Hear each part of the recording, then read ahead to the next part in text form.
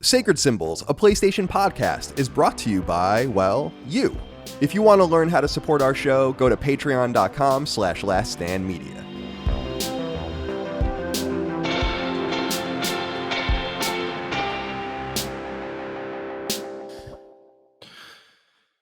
Oh, God. It's a good way to start it. Yeah. Greetings and salutations. Welcome back to Sacred Symbols, a PlayStation podcast. This is episode number 264. My name is Colin Moriarty. I'm joined as always by my son, Chris Reagan. Chris, good to see you today, my friend. Tell me about your life. Oh, man. I don't even know where to begin with that one. Yeah, but doing well. Good. Doing well over here. Had an interesting day yesterday, but I don't know if I don't know if I can talk about it because you committed a crime. Are mushrooms legal? No. Okay. Well, who cares? Well, no, it depends on where you are. Yeah, he's not in Oregon though, or somewhere. Yeah. Well, you were in Oregon yesterday. Yeah. I was. Yesterday I was in Oregon. So like, I'm in a weird space. Good for you. I haven't done mushrooms in years. It's crazy. I've only done it like 3 times, but it's nuts. But I feel awesome. In Northeastern, it goes to show you how long ago it was with how much money is degraded. They used to do. Do you guys remember Domino's 555? And it was like a commercial. Beep beep. Like yeah, it was like, and it was like you would get like 5. You could get 3 pizzas, I think, or something like. It was like 3 pizzas for $15 or something stupid like that, right? Yeah. Something like that. It was like 3 pizzas for $5 each or something with 2 toppings or something insane. So we used to get those pizzas and then put mushrooms on them. That's crazy. Wow, that is so insane. Oh my God. Holy hell, you must have seen like demons. We went to a Pink Floyd laser light show once, where everyone was all fucked up. So that was fun. That's funny. In Boston, with a bunch of 18-year-olds roaming around. By the way, Chris, you're going to be on Constellation soon. Yeah. That Constellation will go live around the time that this goes live as well for free feeds. But Ramon is going to be on it. And I was my best friend, obviously my best friend. And I was thinking, I couldn't help but think with you two here, I couldn't help but think of this quote. We are also praying for the people of Puerto Rico. We love Puerto Rico. Why did he say it like that? It's so weird to say. Like, that is such a baffling pronunciation. I've never heard anybody say it that way. It's so good. I love it. I couldn't help but think about it. So yeah, my 2 Puerto Rican friends are going to be on the show with us, me and Dagan. It's going to be a very New York affair, I think. Yeah. He's from Piscataway, New Jersey, northern Jersey. Oh, yeah, So we're representing all sorts of, like near Edison and all that. So we're representing all sorts of interesting points of view on, and I'm looking forward to seeing you two together. I think it's going to be a lot of fun. All right. So Chris, good to see you, my friend. Dustin Furman here. Nick Gagos wrote into us on Patreon and said, Colin, I noticed that you're always telling Chris how handsome he looks, but never compliment Dustin on his aesthetically pleasing appearance. Why do you treat your other boy like chopped liver? Dustin, you are a stud. Don't let daddy's neglect bring you down. Stay sexy. Much like how my dad loves Dagan more than he loves me. I think I might love Chris more than Dustin on the show. I don't know. You think? I'm only kidding. We all know this is true. I mean, this is fact. I've come to accept this, but that's okay. I don't need your love, Dad. I'm fine, just as I am. I know I'm beautiful. You're like me in this situation. It's very reflective of real life scenarios, because just like most scenarios like this, I do comparatively little work in comparison to Dustin for the show. Yeah. And he gets nothing. It's funny. We have this. I don't know if you guys. Well, Dustin, you're an only child. Chris, I don't know if you or you whatever have done this in your family or in the past, or with your cousins or whatever, but we bust our parents' balls at all times about who the favorite and least favorite of us is. And like, I'm very much known in the family as a mama's boy. Like, everyone knows and is fixated on the fact that my mom loves me the most. And so we always, and we make them all feel bad by saying that. Like, my mom has a mug that she drinks out of, like, with a picture of me and her on it, which is funny. So Dagan got her a picture. Dagan got her a mug with a picture of him on it so that she would drink out of that instead.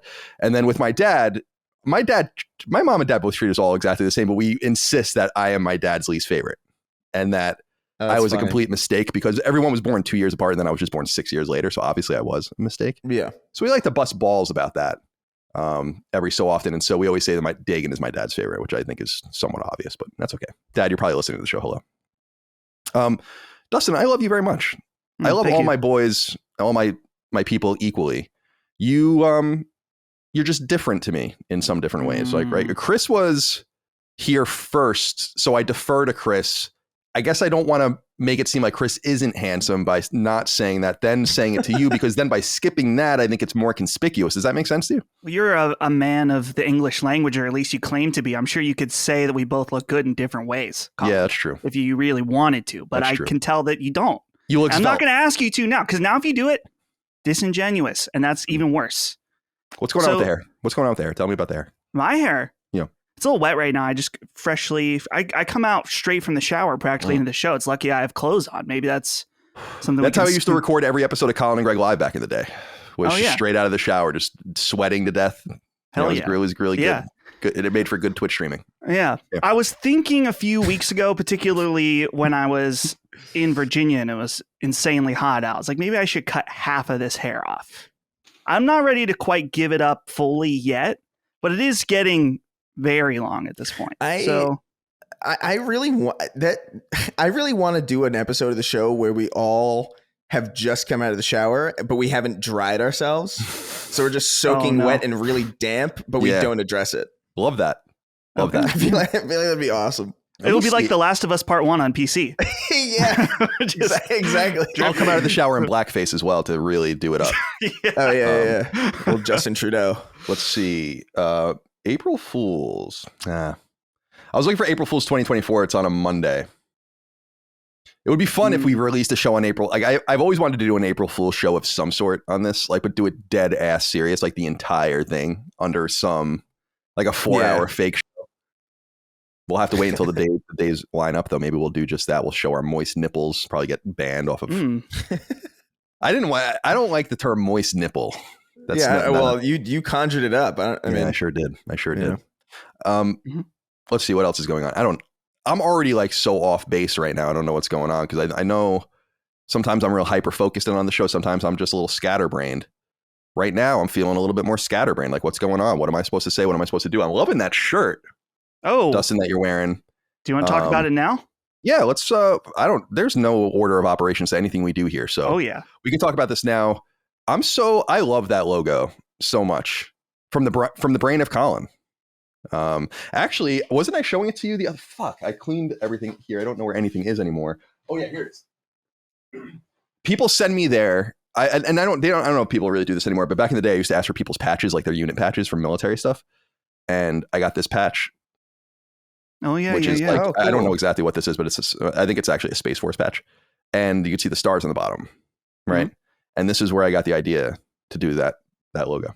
Yeah. So, not that I like drew it like that. I basically showed Dagan a 5-year-old's drawing of that logo, and then he made it. But tell us, we got new merch coming. It's here. It's time. It's here. As long as there's no problem, if I don't die between now and release, which we got a lot of other bigger problems, there's new merch on the merch store. This is one of them, the Constellation tee. And the key thing, because we have 2 more shirts also, is that we wanted to address, there's some people that are like, hey, your shirts are a little loud with the big logos. And I actually agree. So we wanted to make some more stealthy shirts. So we've got the stealthy moon logo with just a nice little patch over the left chest. Over your breast? Over the breasts, or just one breast. And then we've got a low-key sacred symbol shirt, Yeah, that's too. Dope. Loving it. And what I'm excited about, too, is that these are, so first of all, they are American made still. These are like a more premium tee, so they fit and feel a little different. They are better. They're a little more expensive in the store because they cost us a little bit more money, but we just want to do a little premium line. Mm-hmm. And then one last thing, we've got stickers for Punching Up and Constellation, and one more inspired by the emote on our Discord. We have the wizard holding the Constellation logo in holographic, designed by our friend Hodge. So that's in the store too. All of those will be available. We have a couple. Well, yeah, we do have a couple more things coming, but we didn't want to wait anymore on that. So these are available now in the store for you to go get. Yeah, laststandmedia.store, laststandmedia.store. We appreciate your support over there. It's kind of fucking awesome. I've heard from multiple content creators over time, like, we are so lucky that we get to do our own merch op, and that like we have a big enough reach where we can buy things ahead of time. I have a house where I can store things, so we have space, because using third-party vendors and third-party partners for merch is so fucking annoying. And some people do it well and some people don't, but we just want to have control over the customer service. And the brilliance of it is things get out quicker. We sell things for cheaper than they used to be sold, for higher quality, all made fairly, mostly in the United States, right? I'm trying to think if we have anything. I think everything is made in the United States, right? I think we might have had one thing that was made in India at an audited factory, which I'm fine with. I have no. That was at the old store, though. Oh, okay. I'm trying to remember, but I'm pretty sure as of right now that everything is USA. Nice. USA. These shirts USA. are definitely. You can see if you're on the video version, it says something like the True American brand. Yeah, I love it. Or something. Love it. So yeah, this is important to us to put our money where our mouth is. This is exactly what I'm talking about when I say that big companies, we are not a big company, but big companies should make decisions so you don't have to make shitty decisions. And we've made the decision that you don't have to make the shitty decision of buying unfairly made sweatshop fucking merch from third-party vendors that don't give a shit about you. And it works out for all of us. We're making way more money on merch. We're able to sell it cheaper. We're selling more of it. It's of a higher quality. Everyone wins. Isn't that rare? Isn't that rare? Yeah. Colin, it really is. I think it's important. We do have, I knew, I was like, there's one item we don't have that's USA made. It is our hoodie, which is made in Honduras. Oh, that's and fine. then printed in the US. Just want to be clear. I don't want things to be made in China. That's like basically it. Like Honduras, right. I have no beef with Honduras. In fact, they need jobs in Honduras. They need jobs in India and all these places. I have no issues with that as long as they're being treated fairly. And it's interesting. I've learned over time doing this that like factories are audited. You can read about that, like each individual factory and company in very granular ways, see how they treat their people and all of this. And as we decouple from, I mean, the tech industry is completely starting to decouple from China. I imagine that the manufacturing base will also decouple from China. This is totally off base, has nothing to do with anything, but I've been listening to really fascinating stuff about the Chinese society's population implosion. I don't know if you guys know anything about this. Because of their one-child policy for all those decades, because they didn't feel like they can feed anyone, they fucked up their entire growth, where like China is in an existential growth crisis, like where they're just going to start shrinking. There's going to be a ton of old people, almost no young people. And so if people want to go listen to that, it's fascinating. So there's this idea that in the next 10 to 15 years, people won't really be manufacturing much there anyway, because there won't be the labor necessary to work those factories. Damn. And that's what you get for your one-child policy, communists. Colin, do you remember me telling you, because we were wanting to get enamel pins made, and I did a lot of research on getting those made, and apparently, basically, they are almost exclusively made in China. Even the ones that say U.S. manufactured, they figured out some fucky legal term. And it's because the manufacturing process is so dangerous on enamel pins that China is the only place that will do it. So that's something to think about. If we ever want to do enamel pins, we might have to do that, unless we figure out some other option. Yeah, I mean, there has got to be. They won't be enamel other pins. Operation. We can do other type of pins, but I think the enamel. I think it's like it like burns chemicals that will make you grow a sixth leg or something. So. Well, it's too bad they can't let you grow a second person. That would help China's population decline. Well, I guess we'll look into that. But in the meantime, laststandmedia.store for the merch, amped up. Some people have figured out the logo, the Constellation logo, by the way, which is cool. The Constellation logo does mean something. That's why I drew it the way it is. Do you know what it means, Chris? I think I explained it to you back in the day. You don't? Stand back. Dustin, you know what it means. I explained it to you. Yes. Obviously. It's all of our locations. It's like, so you're on my right nipple. Yeah. That's cool. That's really interesting. Actually. So it's like New York for Maddie and Cog, and then Philadelphia for Dagan, and then Pittsburgh or like Western Pennsylvania for Ben and for Dustin, and then Virginia for me, and then all the way out there for you. We're just gonna put Gene in your star. Gene will be in we're in the Washington DC area, so right. Yeah. That's cool. So that's the whole point of the logo. Now I just explained it all for the first time. All right. What else? patreon.com/laststandmedia for early ad-free access to all of our podcasts. More than 13,000 monthly paying subscribers right now. We really appreciate it. You get, depending on the tier you join, at early ad-free access, the ability to submit your questions, comments, concerns, thoughts, and ideas, access to Sacred Symbols Plus twice a week, which is our supplemental podcast. Those are almost always behind paywalls. We release some of them on YouTube later, but they never go into the free feed on audio. and much more. We'll get to Sacred Symbols Plus in a minute. $5, definitely the most popular tier a month. And I think a lot of our customers agree, a complete steal for what you get. You get, 6, sometimes 7 podcasts a week early. 3 of those I think are exclusive to at least a week to Patreon. I mean, I got to be honest with you, we're kind of killing it right now. I'm really proud of everyone. Yeah. 13 out of 14 days, there's a new post. There's only 1 day out of 2 weeks. I want to get that day full at some point with something so that we can do like every day. There's one new piece of content every day, one new thing, which I think that's like what I would consider whelming, right? Like the perfect structure for the company. The perfect whelm. Right, exactly. The perfect amount of whelm. Like one piece of content a day. Some people will listen to all of it. Those people, they're stocking shelves, they're driving trucks, doing whatever. Some people will pick and choose what they want. Never more than one thing a day, unless some emergency happens. We did publish 2 episodes of Sacred Symbols Plus way out of order because I felt like they were urgent. And I want to get into all of that. Let's see here. What is this? Let me see here. Let's try to get can we try to get a new customer right now? Mitch Arabco wrote in and said, Colin, Chris, Dustin, hey guys, I've got something short and sweet. I have a good friend who listens to you guys every single week on the Free Feeds WEC and loves your show. We talk often about the episodes and he constantly tells me he's going to subscribe, but always pushes it off, even when I tell him about all the content and perks. Do me a favor and tell my brother Justin to goddamn pull the trigger already. Thank you, boys. Love, Mitch. Pull the trigger already. Can't speak today. Thanks, boys. Love, Mitch. Mitch, my pleasure. Justin, join us. It's only $5 a month. The inflation is so bad that's like a loaf of bread. And you don't have to eat every day. Yeah, who needs to eat? Especially in this economy. It's useless. Everyone's too fat everywhere. We're all too fat. Filter feed like an adult. That's right. Sit in the corner and breathe in and collect big tumbleweeds of dust. Right. And then that'll sustain you. Like a fungus. Yeah. Yes. Yeah. Good. Mitch, glad to throw that out there for your friend Justin. Hope he joins and comes and joins us on Patreon. Real proud, like I said earlier, just of everyone. I think the whole company's doing a great job. I think the Dukes are doing an awesome job. Defining Duke is growing, like obviously growing. I don't know if you've noticed this, Dustin, but Sacred Symbols' growth chart is always looking up, but it's much slower growth because we are older and we started off much bigger.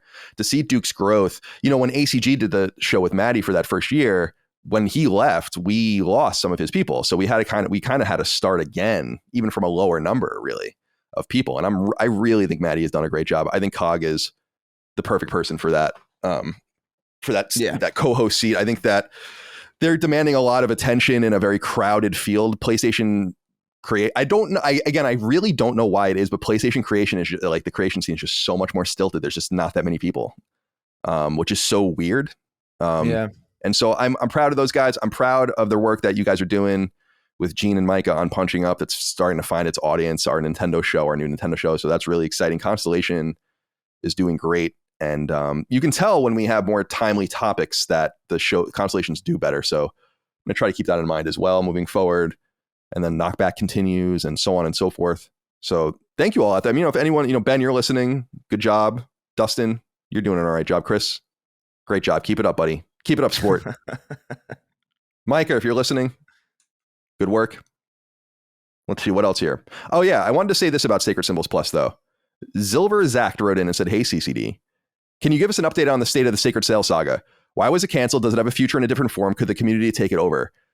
I said from the beginning that I would like the community to take it over. I don't know that it's dead forever. I feel like I had these, how do I put this? I had this like burst of creative energy where I was like, I want to do these different ideas. And I think that they just need to be congealed into one thing.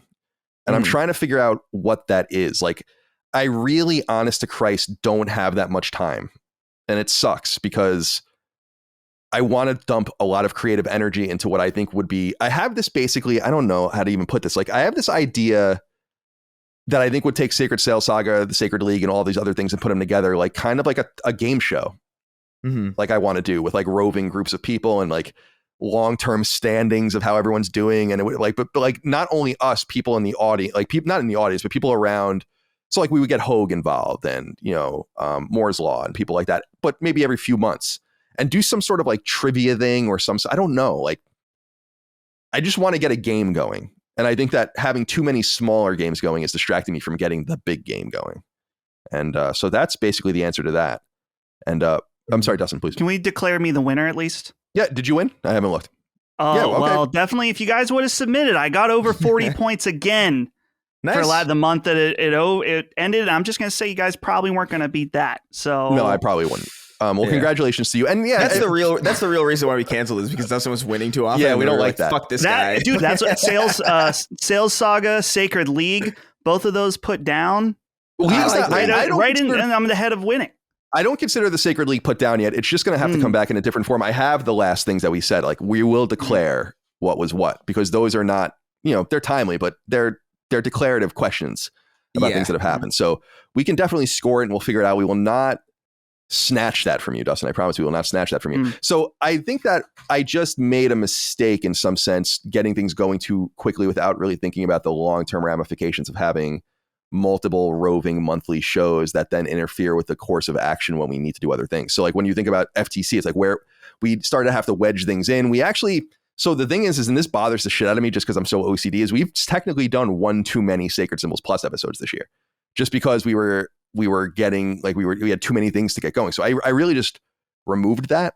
And I appreciate everyone's patience. But the reality is that wasn't a highly trafficked thing or anything like that compared to a lot of other things we do. And some of the other things we've done recently on Sacred Symbols Plus include a 3-hour discussion with you, Dustin, you, Chris, me, and the Dukes, all dedicated to ABK and Microsoft.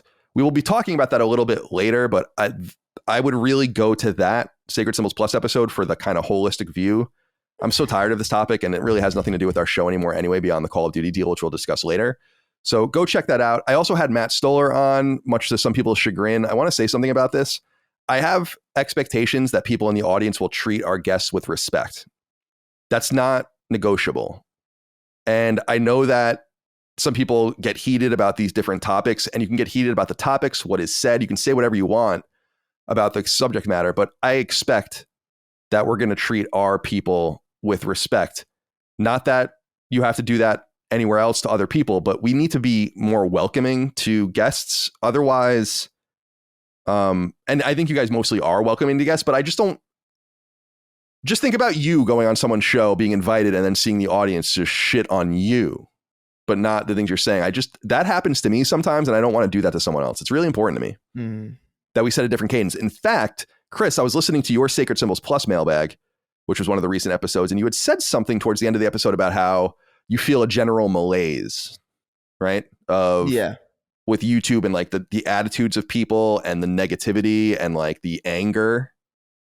And I think it's unavoidably true that is happening, and that is the arc of history right now, unfortunately. And we need to do more in our community, in our little niche, to not do that. Yeah. Like, so you can disagree with Matt, you can disagree with what he said. Frankly, and I'm going to be totally honest with you, people crying that he called the judge during the case a boomer idiot or something like that, boomer moron. I mean, are you kidding? Do you really give a shit about that? That's sad if you really, really, really care that a federal judge was made fun of by a journalist or an academic. That's a very strange thing to get hung up on. And I don't know. I wanted to say that I think it's totally ridiculous. So I enjoyed having him on the show, agree or disagree with what he had to say, but let's treat people with respect. Look at the way people talk about me all over the internet. Look at the way people talk about Chris or talk about Dustin, other people. Like, I think that people generally deserve to be treated better. And I simply won't allow that to fester in this community. I won't. So I think that needed to be said about the Matt Stoller episode. And by the way, he has a really valuable point of view, a Harvard-educated anti-monopolist, head researcher of a huge think tank in Washington, D.C. Pretty credible person, whether you disagree with him or not. So give it a chance. Also did recent episodes. So let's see. Yeah. So Chris did a mailbag. Micah did a mailbag. Oh, I have Stoller in here twice. Dustin did a mailbag. We had a Street Fighter 6 conversation, which was really fun with Vince Ingenito. an episode all about gaming in Russia right now, which I really enjoy doing, all the different things that they have to do and circumvent in order to get their games. It's hysterical, and you should definitely listen to that episode.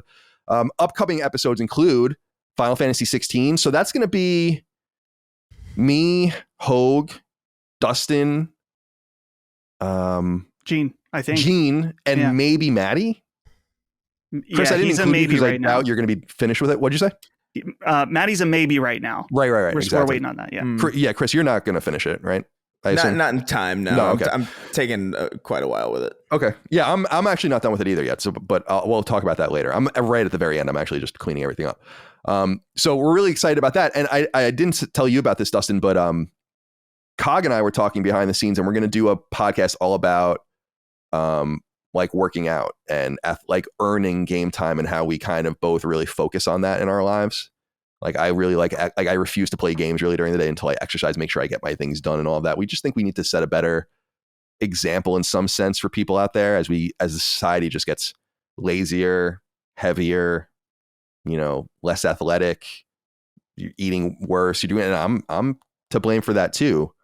I eat like shit. And so I think we need to have better reinforcing principles in our small little niche, our small little community, in order to maybe benefit some people. Very similar to how we talk about like mental health and all those kinds of things. Why not talk about physical health and let people know they're not alone there as well? So I'm really looking forward to that episode. Let's see. Yeah, I'm not going to read this one, Tom. I'm going to delete this one. We already talked about this. Let's see. Is there anything else? We did merch. Yeah, that's it. Wow, we got through that pretty quick.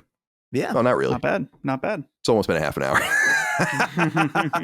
Record time. All right. Let's get into topics of discussion here. Stretch our legs a little bit. Stu Dog wrote in and said, "Hey, Sacred Crew. Writing in about a possible LSM fan missed connection I had this past week at the airport. I was at the gate waiting to fly back to Texas from Nashville when I noticed a guy one gate over staring at my Sacred Symbols shirt. I played it off like I didn't notice his gaze, but I kept my eye on him. The guy then proceeds to stand up, walk to a nearby trash can, and pretend to throw something away, all while trying to get a better look at me and my beautiful shirt. He then made awkward eye contact with me for a few seconds and then returned to his seat. If this truly was a fellow Sacred fan, then what the hell? A simple stand down or a wink and a nod would suffice." I can only imagine some of the social awkwardness going out there and some, in some of the audience. So he did his best. He was trying to signal to you like a bird, signaling to another bird. I love the idea of pretending to throw something away. Yeah. That's so funny. How do we know this man didn't just want our friend? Like he didn't, wasn't interested in him sexually in some way. Like maybe he was trying to see what was going on with Stu Dog. Maybe that had nothing to do with the Sacred Symbol shirt. I mean, Stu Dog, are you an attractive man that may attract another man? Yeah. There's anything wrong with that? Just saying.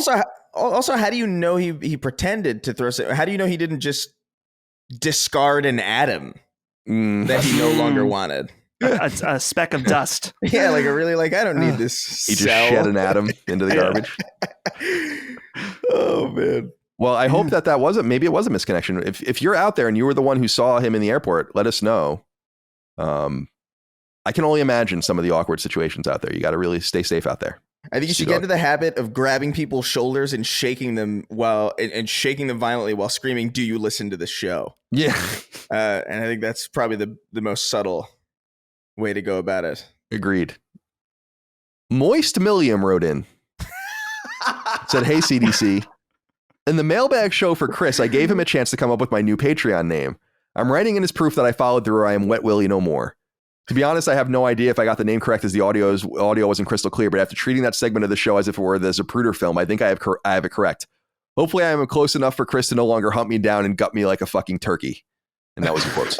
The question is, does Colin affirm Chris's choice of name, or does he have veto power? Thanks, and keep things moist. Moist Millium. So I didn't even know what a millium was. I had to look this up. A millium is a small, hard, pale, keratinous, I don't know how to say that, nodule formed on the skin, typically by a blocked sebaceous gland. How did you know what that was? Oh my God, it's even better. I didn't know what it was. I just sort of changed the M in William. Oh, I see. That's it, because he's Wet Willie. So now he's Moist Millium. So now he's Moist Millium. And I had no idea that was... That's so much better. I love that. I love that that's a real thing. Yeah, it is. I looked it up. Oh, that's so great. I love the name, man. Thank you. Thank you for fulfilling your promise. Now, Chris, so when I put together these Sacred Symbols Plus episodes, I don't end up listening to all of it, but I do go through some major chunks and listen. I did hear this part where you were pretty forceful in your language, talking about, gut him like a fucking turkey. This is some aggressive language. Oh, yeah, I did threaten him loosely. Yeah, I think a little bit a loose threat. You got to give people motivation sometimes. I agree with that. If people are too comfortable, you got to keep people on their toes a little bit. We were just talking about. We should threaten people more often. It sounds like. I think so. Yeah. What about that guy to sign up on Patreon? What was his name? Justin. Yeah, Justin. Chris will gut you like a fucking turkey if you don't sign up. Do you think this could be effective? I'll tie you to a bunch of horses and have them run in separate directions. Oh, a classic one. Classic move there. Yeah, vintage. Oh man, I just got an email. So it's always a little scary when you get an email and it's from a law firm, but it's the law firm that represents Lilimo in Canada. Oh, yeah. So I was like, oh my God. But then it's like asking me for things. We've reached out. So we have to like renew our Ontario transparency thing or whatever, just because it's lapsed. But it says we need the date of birth for Michael Johnson. The fuck is Michael Johnson? Are they? Barry Johnson is Barry is a fake name, maybe. Yeah, what is Barry short for? I'm gonna put a note for this. What if he's this could be his dad's name? Maybe Barry's his dad's name. His dad, I don't think his dad cares. His dad's is like I think a builder in Canada. Also, Michael John. Do you think they're gonna find Michael? Dustin, do you have any idea how many Michael Johnsons are in the world? That's not the only piece of information you have. You have Lilimo games. You have all this other stuff. I'm just saying. That's a fair point. Yeah. Yeah, it's a fair. It's not the only. Come on. All right, fair enough. I think it'll be fine, but you can ask him. But I'm trying to figure out what the hell they're talking about here. I don't know what you guys are talking about. It never ends. This is what I spend half of my fucking time doing. Everyone's like, wow, where didn't you have more spare times? Because I'm fucking reading emails about Michael Johnson. Yeah. I'm being asked for the date of birth of Michael Johnson. I don't read anything anymore. It's over. Oh, I'm realizing now I'm freaking out. Barry's on the email too. Well, that's good. Okay. Let's see. It would be weird for them to email me only. Sourdough Norsk wrote in. His name indicates he might have a bias here. Yo, what's up, Snoop Doggy, Sacred Chumps? I don't like that. That was a little too much. I hear you guys all talk about food a lot, but I wanted to check your pulse on pretzels. Where are we sitting on the hard pretzel? My brief take is that they are mid at best, but if you throw them into Munchies or Chex Mix, they turn into a top tier snack. They mix so well. Dude, I'm a big ass, huge ass, dedicated ass fan of the pretzel. Really? Yeah. Of the crispy ones? Yep. All pretzels. But the crispy pretzels. Yeah. So let me tell you a little something about my dad. Wow. That's my dad's crazy way to introduce a pretzel story. Yeah. Oh, yeah. Gerard Moriarty. Retired FDNY firefighter, like I always say. Apple fell far from the tree with me and my dad as far as physical attributes are concerned. Was he a pretzel? He was a pretzel, and I was a human, and it was a little weird. And I don't know how that even happened with my mom. I don't even want to understand any of that. But my dad's a physical specimen. He really is. He's 72 years old. He could beat the shit out of me if he wanted to. I told you, I fake punch him and he'll just grab both my arms and with one hand and start squeezing them together. Yeah. It's like the Mountain or something from Game of Thrones. And, but he eats really well. Right. And he eats the same kind of shit over and over again. So he loves just greens and he just eats whatever. But he always had these two big jars. This was my entire life. Big jars that cookie jars. But one jar was full of saltines and one jar was full of pretzels, hard pretzels. And he would be eating and taking these things out all the time. So the saltine and the pretzel are Moriarty hardcore mainstay snacks because that's what my dad bought. It's if you don't want to eat dinner, go have some pretzels. You're hungry before dinner, go have a saltine or something like that. And so I think I have a little bit of a soft spot for the pretzel. Here's where the pretzel excels. The pretzel excels as a conduit for very specific things, including what I think is a key combination, which is the pretzel and peanut butter. And dipping a pretzel into peanut butter and eating it, beautiful. Love it. Now, you asked about the hard pretzel, Chris. I'm also an advocate of the soft pretzel. I love soft pretzels. Super pretzels, you know, when you buy them frozen and then you put them in the microwave. I've had a pretzel at your house, Colin. Yeah. One super time, pretzel. I think. Yeah, super pretzel. That's like the shit, dude. Oh, yeah. I love those too. Now, are they good for you? No, but you can't go wrong with the pretzel. You see, the Germans got a lot of things wrong, as we know, right? There was a few missteps along the way, I think. Yeah. But the pretzel, pretty strong. Yeah. It's almost enough to forgive them for everything else, you know? Almost. Almost, yeah. Almost. Man, I don't know. I'm a big fan of the soft pretzel. But I don't know if I care about those tiny like crispy pretzels. Like they don't do it for me, like at all. Like they feel like why not just be a chip? Like it feels like it's too weird of a shape. Pretzel chips exist, dude. Yeah, but like pretzel chips, those are good. But it's not the same. See, I think the shape is part of like why they get that crunch, because otherwise it becomes like a cracker. Yeah, exactly. But like it's like I always get the sense that I'm eating like with a pretzel. The shape of it is so like weird and obtuse that it feels like I'm eating like a toy almost, like something I shouldn't be eating. Because it's like it's got all these like weird holes in it, you know. It's like it's like porous, and it's got the salt on it, so it's got like it's bizarre, and they're so small. They have like such a very specific like blandness to them, but it's like it's a weird overpowering bland. It's very bizarre. The crispy pretzel, but I'm a big fan of big like giant soft pretzels. Oh yeah, especially like when they get really weird with them. Like I mean I know it's not gourmet or anything, but fucking like Auntie Anne's and stuff. When they have like those pepperoni Auntie Anne's pretzels are so good. Like it is the closest thing I can get to great pizza out here, and I get them somewhat regular, at least twice a month. Like I'll grab. I was like, I feel like an Auntie Anne's pretzel. Oh yeah, dude, that's the good shit, man. I like they have the pretzel bites too, cinnamon sugar pretzel bites. I think I really like those a lot as well. Yeah. The dude, pretzel's strong. Dustin, please. So I gotta say, I think I'm in agreement with you, Colin, but I have to shout out some of the other varieties that I enjoy, such as the pretzel rod that you get. Yes. Pretzel rod, fantastic. Haven't had these in many years, but I do enjoy them. Do you know the stick? Yeah. Yeah, you know, like the pretzel rod. It's like the rods of pretzel. I know exactly what you mean. Yeah, of course. That's a great point. Those are wonderful. I used to pretend like you'd smoke them almost, or like, you know, nibble down on them like they were a carrot. Yeah. So there's that, but there's also, you could get in the bag where they were giant hard pretzels, and half of the bag, they're all broken up, but there are a few full intact ones. These are drier than the fucking desert, let me tell you, but they are good as shit. Every once in a while, those big ones, I like it.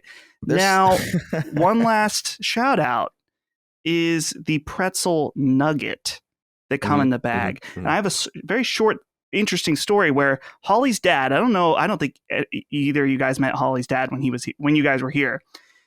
He's like like you look up dad in the dictionary, he's there. He's the guy. He's a very, very clean man. He wears khakis every day of his life. This kind of guy.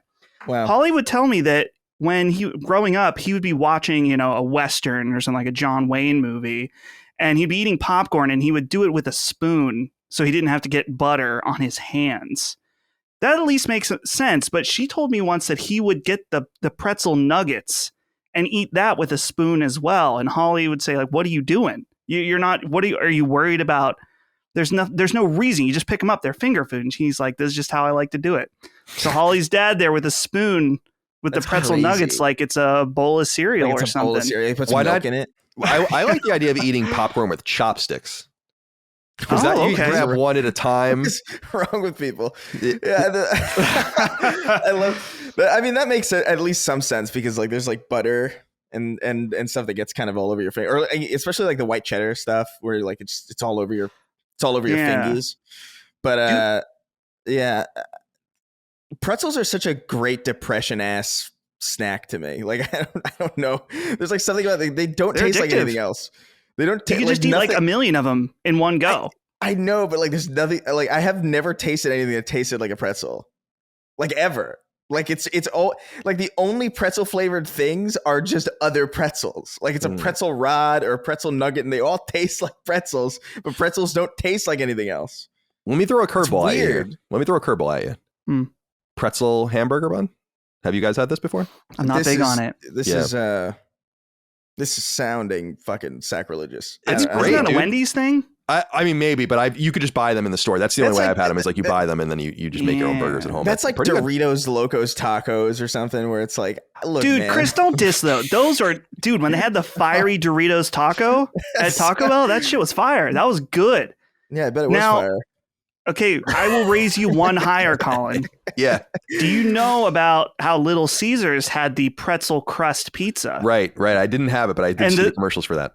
It was a pretzel crust with salt, and then the sauce was cheese, like a liquidy cheese, and then normal mozzarella, and then pepperoni on top. No, that's not necessary. I don't like. It was pretty. The economics of Little Caesars are spiritually abhorrent. Yeah. Agreed. Like, I don't know how they like. How are you charging that little for pizza that is edible? Oh like I don't get it. I used to live there when I was poor in San Francisco. My first couple of years that I lived at, I fucking lived at that Little Caesars at the corner of Mission and Geneva, dude. I was there all the time. $5. I was like, sure, $5. Even I have that.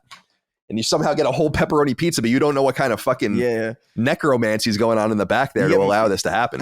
You get more more nutrition value if you just ate the $5. Yeah, probably. That's probably true. That's probably true. I used to I haven't thought about this in a while. I used to drive a 250cc scooter in San Francisco. I had like a Yamaha Vino, and I used to go to Little Caesars, and then I'd put it on my lap and go home like with it on my scooter and just hope that hope for the best. I had a friend who worked at Little Caesars once, and he told me that his manager would suck on pennies. And that was like a real thing. I didn't believe him, so he brought me into work to like see it, and it was real. Which was, dude, I just a penny totally sucker. Forgot about that. That's crazy, dude. Now, holy hell! I mean, I know you're going to tell me that these were just pennies that he was getting from the register. I don't know, man. Not a fresh penny. I don't know. I saw him spit it out, and I really couldn't believe it. It was clean as fuck, though. That penny's never been so clean. That's wild. All right. Marcus Wong wrote in and said, "Hello, CDC.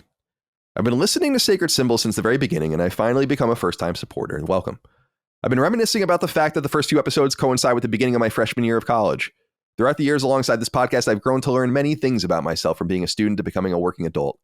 I was wondering when looking back at the past few years of the show, what are some views in the PlayStation environment or gaming in general that any of you have felt like you have grown to learn?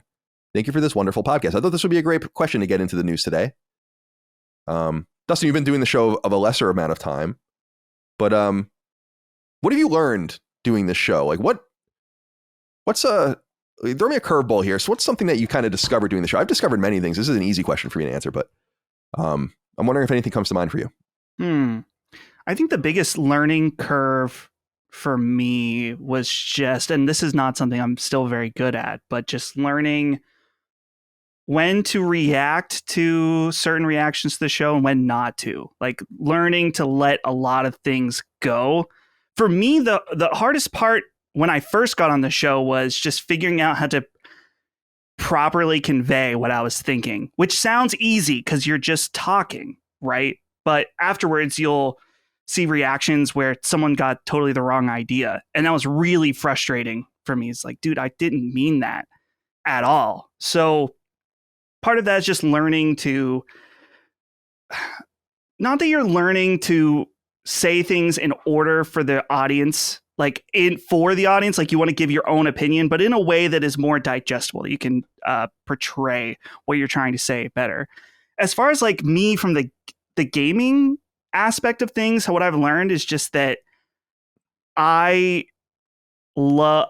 biggest issue is that I want to play too many games, and doing a show like this or just being involved in the games industry it almost in the best way has added to this like FOMO of so many things I want to check out and play and see, that being in the industry is like it's frustrating to me sometimes when I'm like, oh man, this game looks so good. I want to be able to play it so I could talk about it on the show. I want to get this game done so I can move on to the next one. What about this old game? Stuff like that. And so for me, it's been a big priority of learning to manage my time better for games in a way too, which is kind of a whole different thing. But one thing over the past year that I've really been doing is I don't have TikTok on my phone. I have tried to limit times where I'm like, oh, I just spent 30 minutes on my phone. That could have been 30 minutes in a game, right? Like if I'm going to waste my time, quote unquote waste, which I don't think gaming is a waste of time, but if I'm going to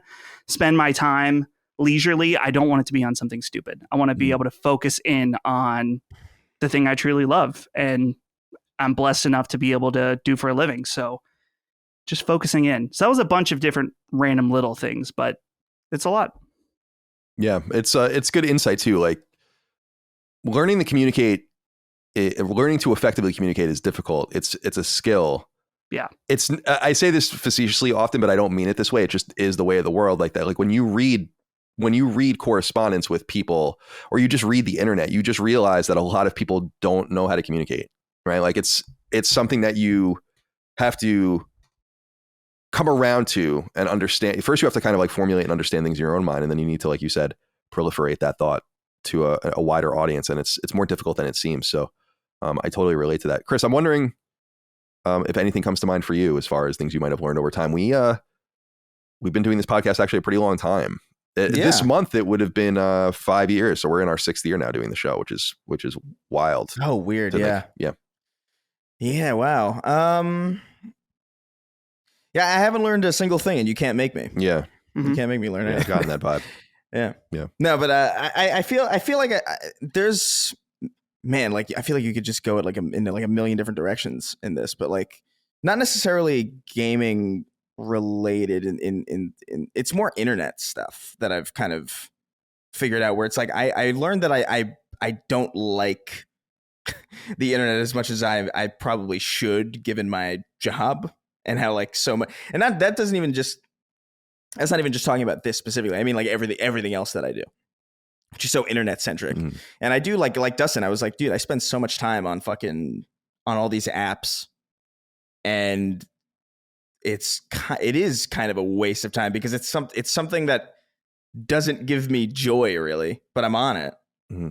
And so like, yeah, I'm probably gonna, if I'm going to waste my time, I'm going to spend it in a game. But also I think something that I specifically took to a little bit more once we started the show was like playing stuff that was kind of outside of my comfort zone. Like there was probably no way in hell I was going to play like a dragon or even something like Red Dead 2, which was like highly, praised, if I didn't have some kind of incentive or pressure's the wrong word, but like some reason to do it outside of just like, personal curiosity. Because I know I just sort of sat in my genres and I was happy with that. And since we started doing the show, I've played a lot more. Like there's no way in hell I was going to touch Final Fantasy 16 at all. Like if it weren't for the show. So I feel like it's over the last couple of years, it's just been good to kind of broaden horizons in some way. Well, I'm glad to hear that. I often think about our conversation at the bar in Santa Monica. It was like in June of 2017, I guess, or 2018. And we had 2 different options to go forward. And I remember you made the choice. I was like, we can do a generalist video game podcast, which would probably play more to your strengths, or we can do a PlayStation show, which would probably play much more to my strengths. And you said that you would rather do the PlayStation show, which I think was a really seminal moment. A lot of people don't. Well, why would they? I mean, we might have brought it up once or twice in the past, but that could have happened. And Sacred Symbols would have been something else entirely with a different name, and maybe it wouldn't exist anymore. Maybe it would be even bigger. I have no idea.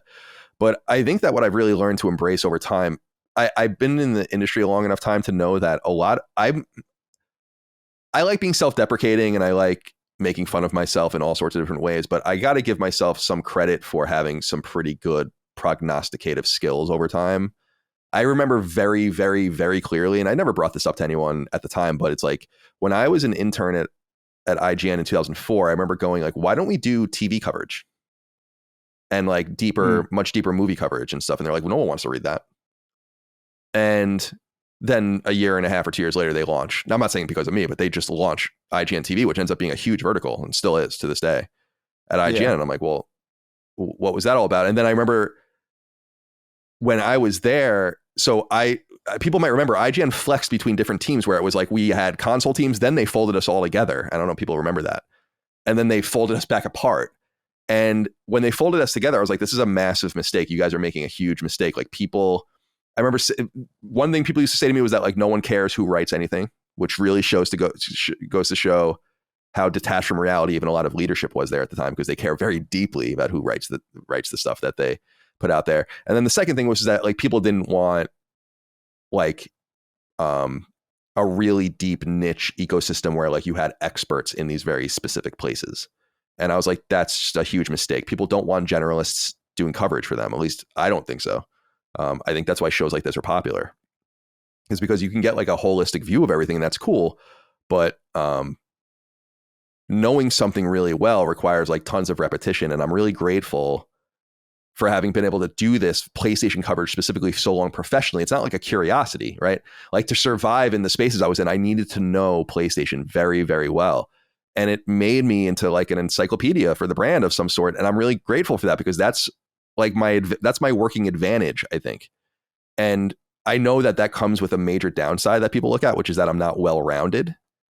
And I accept that. And I've always worn that on my sleeve as something that like, I feel like during as I've said many times, GameCube, Xbox, PS2 era was the least satisfying era for me, because I tried to do everything and I never really got a huge grasp on anything.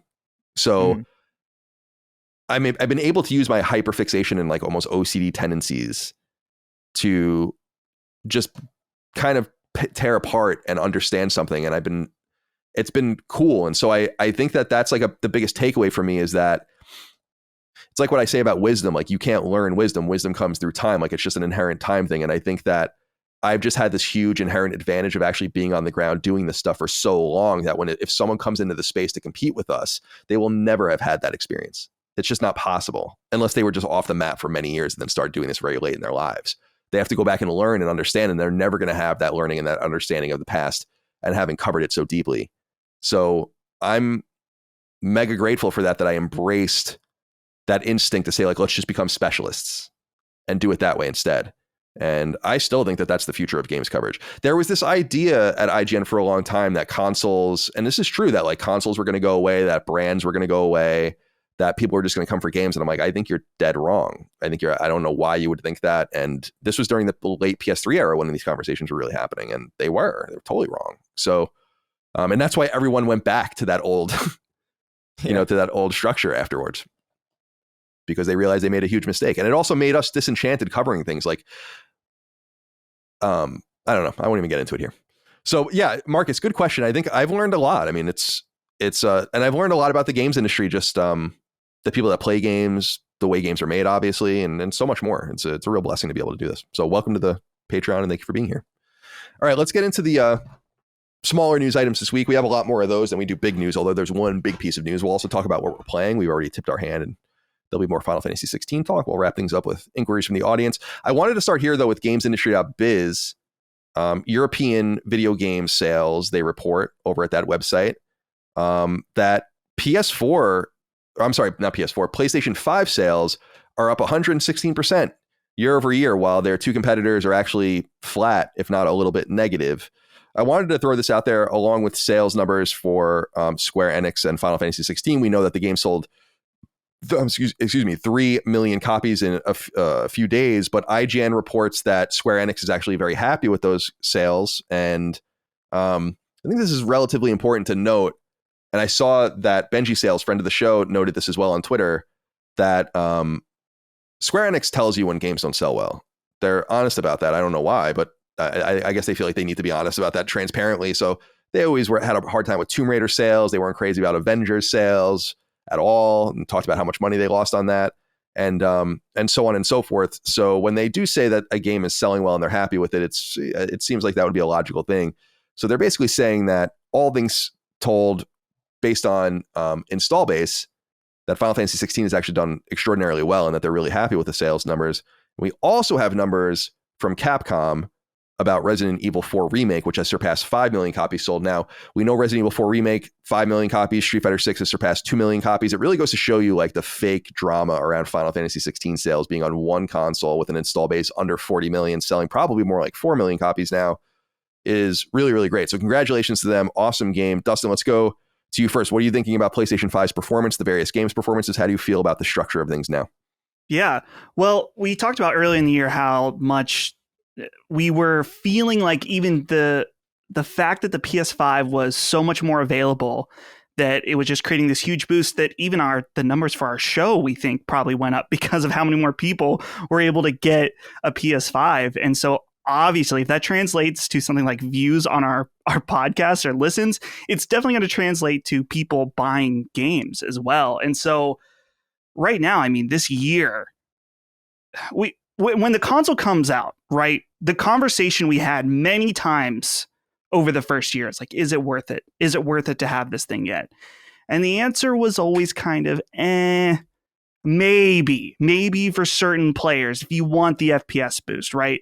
We are so far past that now in terms of how many different games, and even just then, like the way, the quality of the games, how they run on the better console is just that there's no thinking. If you were to go out and wanting to buy a PS5 now, there's no thinking like, ooh, well, I'm only going to play a few games on it. It's like, no.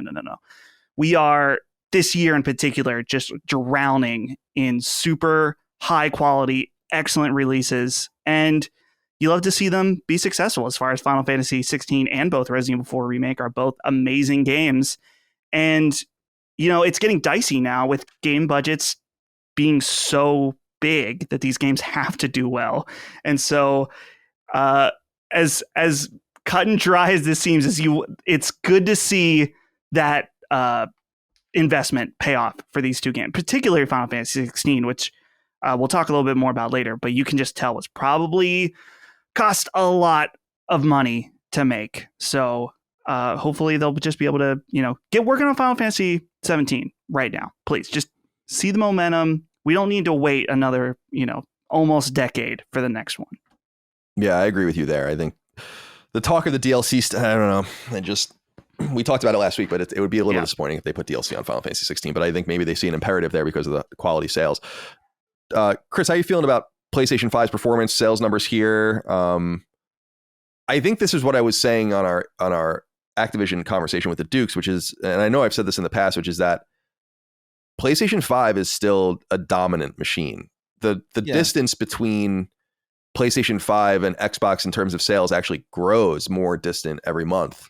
And to see PlayStation, now, of course, this is about availability as well, but to see PlayStation 5 up more than 100% year over year while its competition is flat or in the negatives is extraordinary. And I think that goes to show you, we have to focus sometimes on this microcosm of conversation that we have that doesn't breach the wider gaming market at all and doesn't really seem to have any effect. Like I just suspect right now that like there are very few casual to mid-core gamers that even care about the Activision deal, for instance. So, and this goes to show, and that's why I keep saying now we're going to have to keep an eye on things moving forward. And I think Starfield is going to be a great boon for Xbox Series X and probably S2.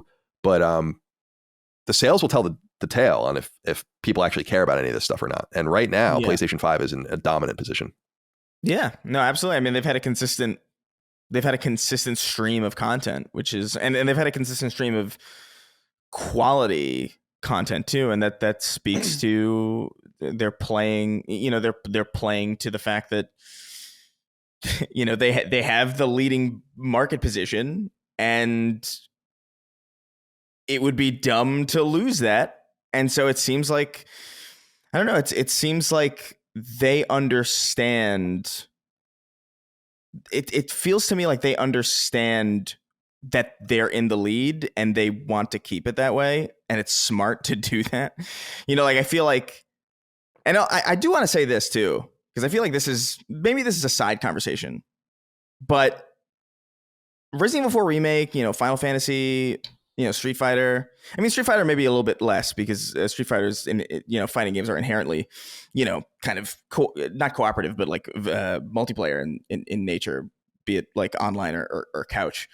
But single player games, man, doing well, and people still appreciate these games, and so it does kind of, I don't know, man. This push for live service, I understand it, I get it. Like, there's a ton of money to be made there. They haven't really tried, Sony specifically. They haven't really got a foothold in that area and that genre, and it makes sense for them to try for it. But it's really nice to see like single player games do well like this, especially because like it was, I mean, years ago now that they were saying, I mean, you were talking about how many years ago people were saying brands were going to go away. That was a big conversation for years, for a while, that single player games were just like going completely like, oh, that's a complete waste of time, nobody's going to do it. I would say conventional wisdom has been wrong so many times in games. Yeah. Like mobile gaming too. Like mobile gaming was going to erase everything. Yeah. Fart in the wind. Yeah. I mean, it makes a lot of money in emerging markets and certainly for casual games, but that's the disingenuousness of the conversation, right? It's what we say too about gender in gaming, for instance, which is cool. Like we want more and more and more women, which is awesome. But when people say like half of all gamers are women, I'm like, no, they're not. Unfortunately, that's not true at all, because we're talking about different gaming. And in our space, single player still reigns pretty supreme, but they want that casual and that mid-core kind of revenue stream. They want it. And I don't blame them, because Final Fantasy 16 being so expensive and selling well, I mean, it's going to make money, but they look at it and they say like, yeah, we made like $100 million or something all told, which is great. I mean, I'm sure but that's like half its budget, so yeah, at least. So it's interesting to track all of this stuff. I'm fascinated by PS5's momentum, and it just goes to show you that things seem so negative and slanted against the console right now in online spaces, but it's just simply not so in reality. It's important to kind of check ourselves and our assumptions, I think, at times. Yeah. We're insular in this show. It's hard to break out of that, but you see numbers like that and you're like, damn, dude, I don't think Nintendo gives a shit, because they're just selling Switches, are just, they're just printing money on this old machine. They haven't released their new machine, which is going to murder when it comes out, no doubt about it.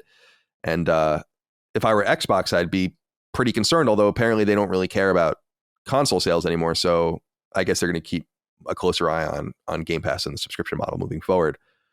All right. Dustin, I wanted to talk to you about this, although Chris will obviously get you here as well. There's some drama Video Games Chronicle reports on regarding the Ratchet & Clank Rift Apart PC port that won't require an SSD to work. This really does tie back in now. I say over and over again, but for people that don't listen to the show or don't know, like, I'm a Luddite. I would never claim to know anything about tech. I don't care really about it. So you wouldn't hear me say anything technical about this. But I was saying that in playing Ratchet & Clank Rift Apart, which I platinumed when it came out, that I didn't really see like the insanity of it. And I wonder if this thing really was just being marketed as something that it wasn't. And now people are suggesting that maybe that is the case. But I'm wondering what you make of this. I'm a little bit on both sides of this, and I'll explain. So I agree that Sony was pretty heavy on the marketing, saying like, this is enabled to the power of the PS5, the warping between dimensions, right? And it was very much sold that way. So I can totally agree that when I see the PC specs, that the fact that you can play it on a standard mechanical hard drive, I can understand that feeling like, hey, you guys kind of acted like you had some bespoke shit going on with the PS5, but now you're able to do it on a standard hard drive. On the flip side, that's when I'm looking at the spec sheet, that is the minimum requirement, like the absolute, like 720p, 30 FPS, so we're talking about the absolute lowest graphic settings in order to play it on the hard drive. And maybe that's not the case. We can only glean so much from these recommended specs.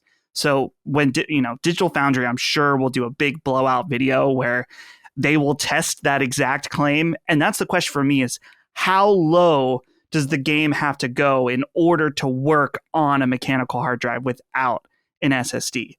So that's the big question. And part of that also came up with Returnal too, just that Returnal had really high RAM requirements, where I think 16 gigs was the minimum spec, which is now becoming more common. But Ratchet on its minimum spec can run at 8 gigs. So that's kind of interesting too. But let's see, this is July 26th for PC, so not too far off now, but this is definitely one that I will be deferring when it's actually out to the experts. Digital Foundry will fully expose whatever's going on here. Yeah, Video Games Chronicle makes the note, which is important, that Marcus Smith, the director of Resistance 3, who worked on Ratchet and Clank Rift Apart, said before release, quote, Ratchet and Clank Rift Apart is a game that utilizes dimensions and dimensional rifts, and that would have not been possible without the solid state drive of the PlayStation 5, end quote.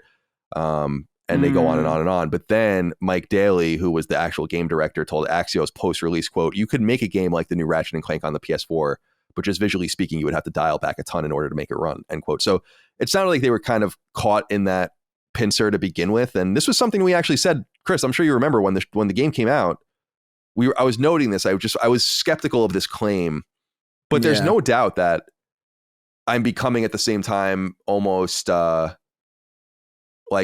I'm just not even that impressed by the SSD anymore. Like I used to be. Like I'm like, why aren't things loading quicker? And they're loading in like fucking 2 seconds. So I'm already like being a baby about it anyway. So anyway, what are your thoughts on this about kind of like the bait and switch? Some people are saying that I think Nixus did this port and or at least worked on it, and they did, and so that could be some Nixus magic too. I don't know. They're PC experts, so it could be something there as well. But what do you think about the kind of bait and switch here with the marketing?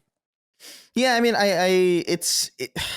I feel like that the SSD undoubtedly was maybe pushed a little bit hard, and I think it was very clearly marketing speak.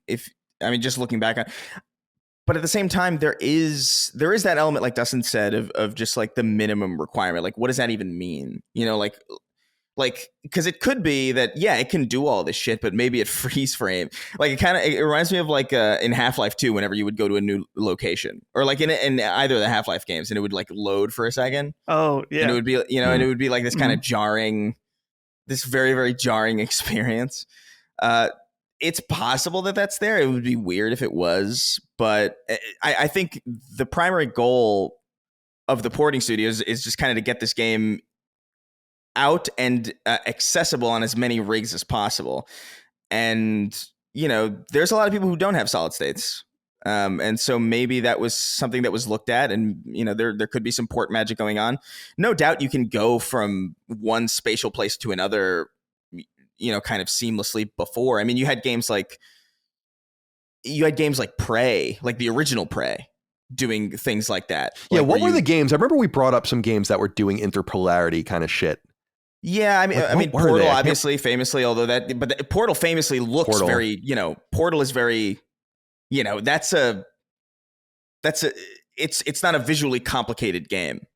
There's not a lot going on in comparison, obviously, but that tech has always been there. It's just the robustness and the fidelity at which we were able to experience it on the PS5 probably was to do with the SSD, and it probably was, no doubt. I think you couldn't get the game. I don't think you could get Ratchet and Clank Rift Apart running as well as it does on a PS5 on a mechanical hard drive. Like I could believe that, but the whole like, is it possible? Like, oh, this is only made possible by the PS5. It's like you're technically not lying, but at the same time, it's like it is possible. It's just it can't look as good. It needs like an asterisk of at this. Yeah. It's not possible at this fidelity. At this fidelity, at this frame rate. Yeah, I think that's really what's at play. And like Dustin said, I feel like Digital Foundry is definitely going to have some video on this, and it's going to be really fascinating to see. Like I'm very, very curious how it's going to run. But I mean, we were also curious about Hogwarts Legacy running on PS4 after it was like chugging a little bit on PS5, or like there were like noticeable stutters, and apparently like that wasn't that big of a deal. Yeah, they must have just reduced the fidelity of it significantly somewhere. A lot more loading on the PS4 version. In and out of the castle was like instead of just loading at a door, you actually went into a loading screen. Oh wow, yeah. But apparently it didn't bother people, you know what I mean? Like people were like, I expected that game to be a lot worse on PS4, like or completely compromised in some way. And that's not what I've heard about it. So, I mean, obviously loading screens notwithstanding, I mean, it's all about fidelity, and it's all about like the consistency of the experience. And I think that's ultimately what's being sacrificed to get it running on mechanical. But again, we're just assuming. We have to see. It's funny. We had we have like an in-house proprietary camera system in my house, just for security purposes, so people don't come and try to kill me, or at least we record it in 4K if they do come kill me. Content. Yeah, it's going to be content nonetheless. And so, but we have our like central machine is mega loud, like the hard drive. It's in a closet in next to the kitchen. But like when you're in the house quiet, like on the first floor, you can kind of like hear the buzz of it. And like, this is driving me insane. So we had a guy come over and he's going to I'm still waiting actually to hear from him about fixing some things up. But he was saying like, oh, they're all going to be loud because of the hard drive. And I'm like, there are no solid state drive. Like, what are you talking? I'm like, I'm like, my PlayStation 5 doesn't make any noise. My computer doesn't make any noise, And he's like, well, we can find that for you. I'm like, dude, I can't have this constant humming and churning noise. It's not like, I remember when I was a kid, I used to get, not a kid, a teenager, and I had my computer in my room, like the crackling noise, that noise of the computer. It used to drive me fucking insane when I was sleeping. Like, cause I would have it asleep or like with just the screensaver on, but it would just make little bits of noise every so often. And I don't want to hear the computers anymore. Can we be past the point now of hearing the computer? I think the hard drive is the last thing, right? That's because once if there's no hard drive, the fans go, right? Which you can water cool stuff with, and then theoretically it's dead silent. But we're going to not have hard drives like that anymore, though, soon, right? I mean, like mechanical hard drives. Not for things outside of mass storage, I would imagine. And even then, I would think that because I'm guessing, Colin, that your system is a RAID system, which has probably 4 or 5 mechanical hard drives that are working in tandem. And the idea is that with a RAID drive, that if one of them breaks, you can just pop it out and put a new one in, and there's redundancies on all the other drives. So it might be that it's running like 5 hard drives at once instead of just one, which is why you can hear it extra. But yeah, we're going to get that SSD set up, I think. I don't see why you wouldn't be able to do that. I think I think a lot of people look at it, and I appreciate it as like, what is the cheapest solution? But I'm like, I don't want to. I think some people have a high tolerance for like annoyances like that. But I'm like, if it's going to cost a few $100s more and we can just get something that I don't ever have to hear, I think that's worth the. Well, you're gonna keep hearing, like, you won't hear the hard drives anymore because technology is gonna get so good. But the trade-off is that you're gonna hear the computers in a different way, because you're going to hear the computers singing Billie Jean in the style of Mr. Krabs. Because computers have a voice now. Yes. That's so yeah, you won't hear any crackling. They're reading me my death warrant. For putting a gun to my head. For the Cylon puts a gun to my head. All right, my friends. Let's move on to the next article here. By the way, surprise note. Goodbye Volcano High, release date. August 29. Thank God. August 29. Chris, are you going to play this new game? Dude, I'm stoked. Can you tell? Yeah, I can. No, I mean, good for them. It's good that it's finally, coming out. It did kind of disappeared for a while. Yeah, I don't know. I feel like they took it back under to do something to it. I don't know. I don't know enough about the game to. I feel like I remember some weird 4chan thing. Yeah, where, like, I was about to bring that up. That's Snoot game. Yeah. That fake Volcano High thing. Yeah, we did a whole thing about that on the show. I don't know when it was, maybe last year, because I was equally fascinated that there was like a whole, like they got a whole game making fun of it out. I mean, obviously it's not going to be of the quality and the capacity of that game, but I don't know. It's a very weird situation. I mean, like, look, it's not my style of game. It's, I don't mean to shit on it. I don't know how it is. I really have no idea. I just know that that style of game is just not for me, and hopefully it does well. Finds its audience, all that. Nobody wants.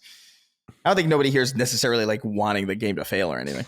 I hate to bring this up 2 episodes in a row. Here we go. But, oh man, there is just a furry connection here. I know it. I just know it. Like yes. I just look at the screenshots. I look at the videos. This is the kind of art that's drawn and propagated by people that wear furry suits.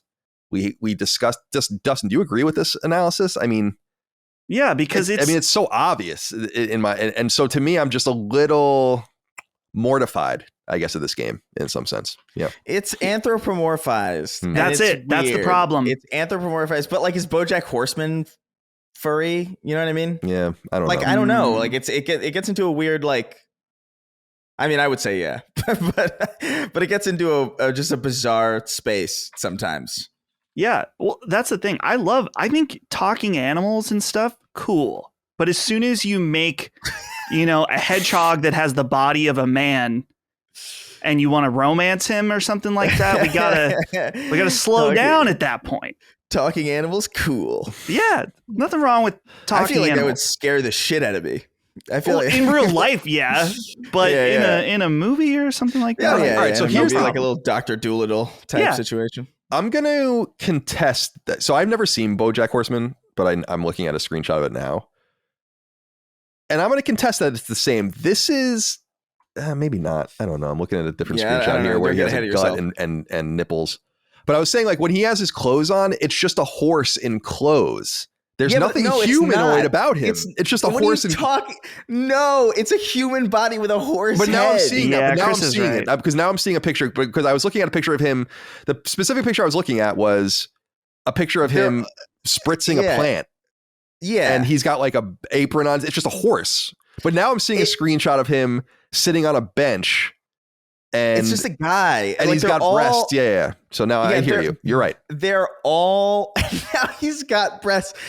There's probably another horse. There's probably a different character, but no, they're all like human bodies with like fucking animal heads. Yeah, you're right. It's just and some of them are like a really like off-put. Like there's like a spider character, and they try to make that work, and that character pisses me off the way they drew it, because it's just like. You can't have a spider and a human body in the same way. You can't.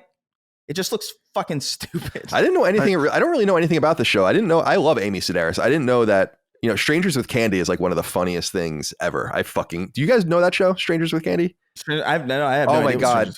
Wait a minute. No. Wait, that sounds familiar. You got to look. It's about the show. I know that. It's about the adult, like grown woman who's like in her 50s that goes to high school. And Amy Sedaris plays her. It's fucking. It was a Comedy Central show. It is fucking. Oh, hysterical. I do know what this is. It is hysterical. Yeah, Chris, especially you knowing your humor, you have got to watch that show. I think you would love it. That's Stephen Colbert. Yeah, Stephen Colbert is one of the teachers in it. That's right.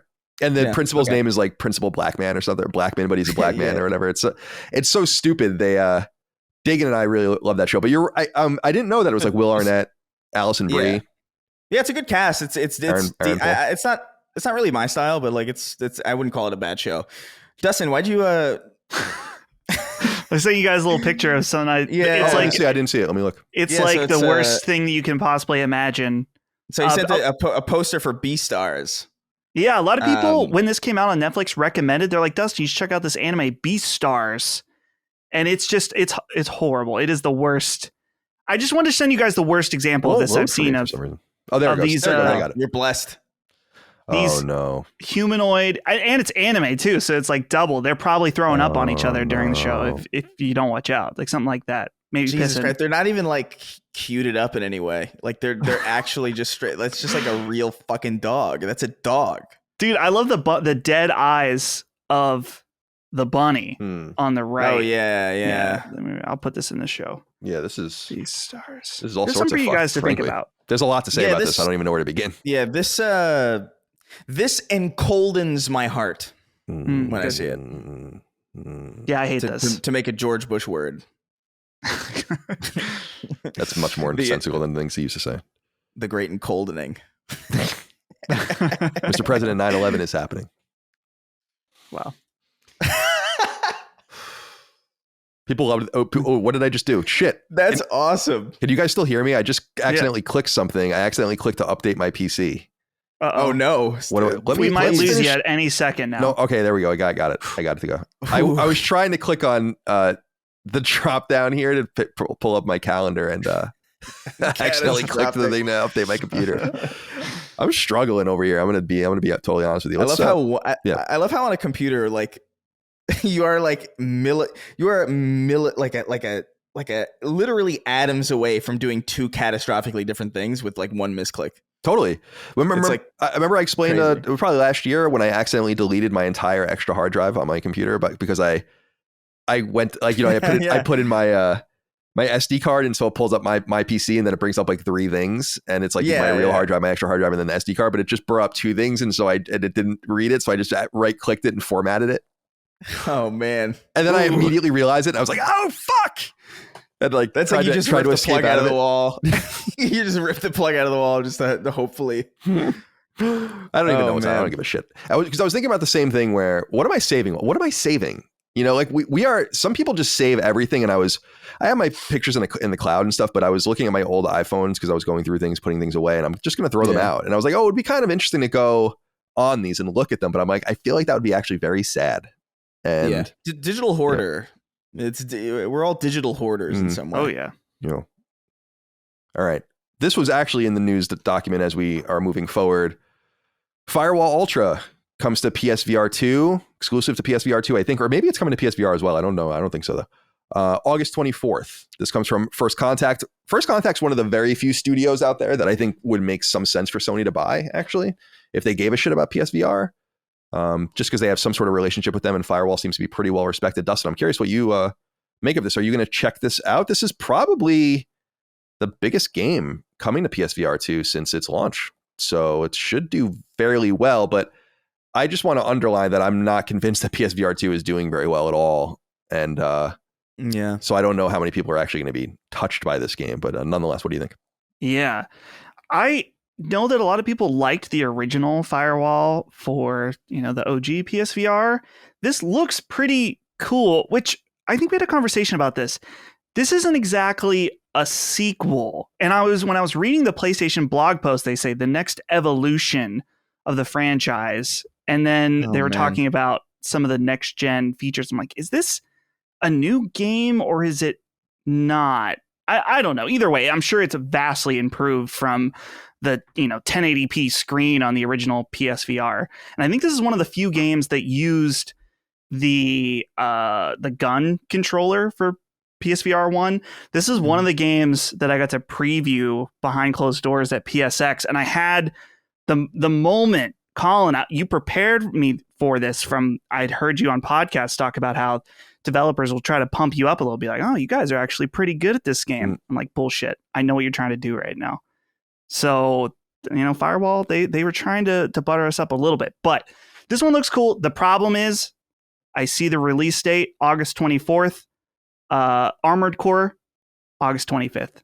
So I would like to check this out eventually, not at launch. I do need a reason though to bring back out my PSVR 2. People have been asking me like, Dustin, what are you playing on PSVR? Are you playing PSVR 2 at all? Is there a reason why you're not? There's no specific reason other than there's too many normal games that I want to play right now. I've been going from thing to thing. It's not until now that I have a little bit of time between games that I would be able to go back and play some PSVR 2. But I think you're right, Colin. I'm very curious how it's doing, because it's not that there hasn't been releases. They had that Synapse game a few weeks ago that was supposed to be pretty good, but there just seems to be very little excitement outside of the hardcore base for this. And why should there be, really? There's not been that many releases. And I still think I'll still stand by that. In order to make this more of a mainstream product, I think Sony needs to be focusing on making good games with established franchises that will get people in. And I'm not saying that the next game, Uncharted, the next Uncharted game is exclusively the PlayStation VR. But if they did a cool Uncharted game in PSVR that's like a side thing, I think that would be awesome. I think even though I didn't like it that much, that Horizon game was around that direction. Let people step into the worlds of their favorite IPs from PlayStation. And like I said, that Horizon game was cool. I got a little burned out towards the end of it, but that's the type of game that I think they need to make.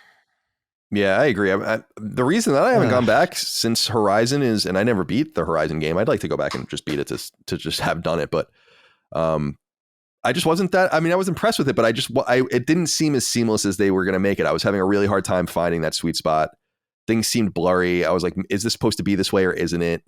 It just has those same consumer level problems that are unknowable, right? Like it's like, I still don't know if my unit's even broken or not, or if it's supposed to be this way, or maybe my eyes just don't work with a certain thing where I'm never going to find that sweet spot. But it was frustrating. So I was like, I'm not going to play this set right now. There's just too many other games to play. I'm open to being wooed by it in the future, certainly. And I don't think that they're going to stop supporting it. I think there are going to be games that are going to draw me to it, that come to the console and come to the hardware. But I don't know. Firewall Ultra, though, Chris, I'm curious, is this something you want to check out?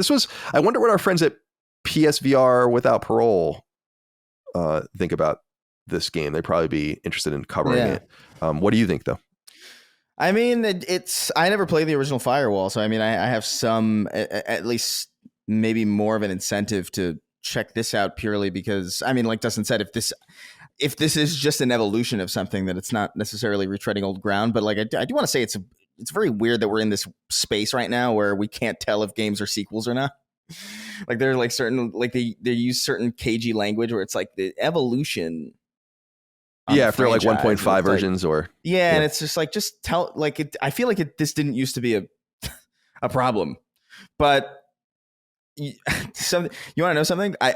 So I've had my PSVR just in the box this entire time, and I hadn't really bothered to plug it in because I just haven't had any energy to really do anything with it, or I've had no like real drive to play anything on it.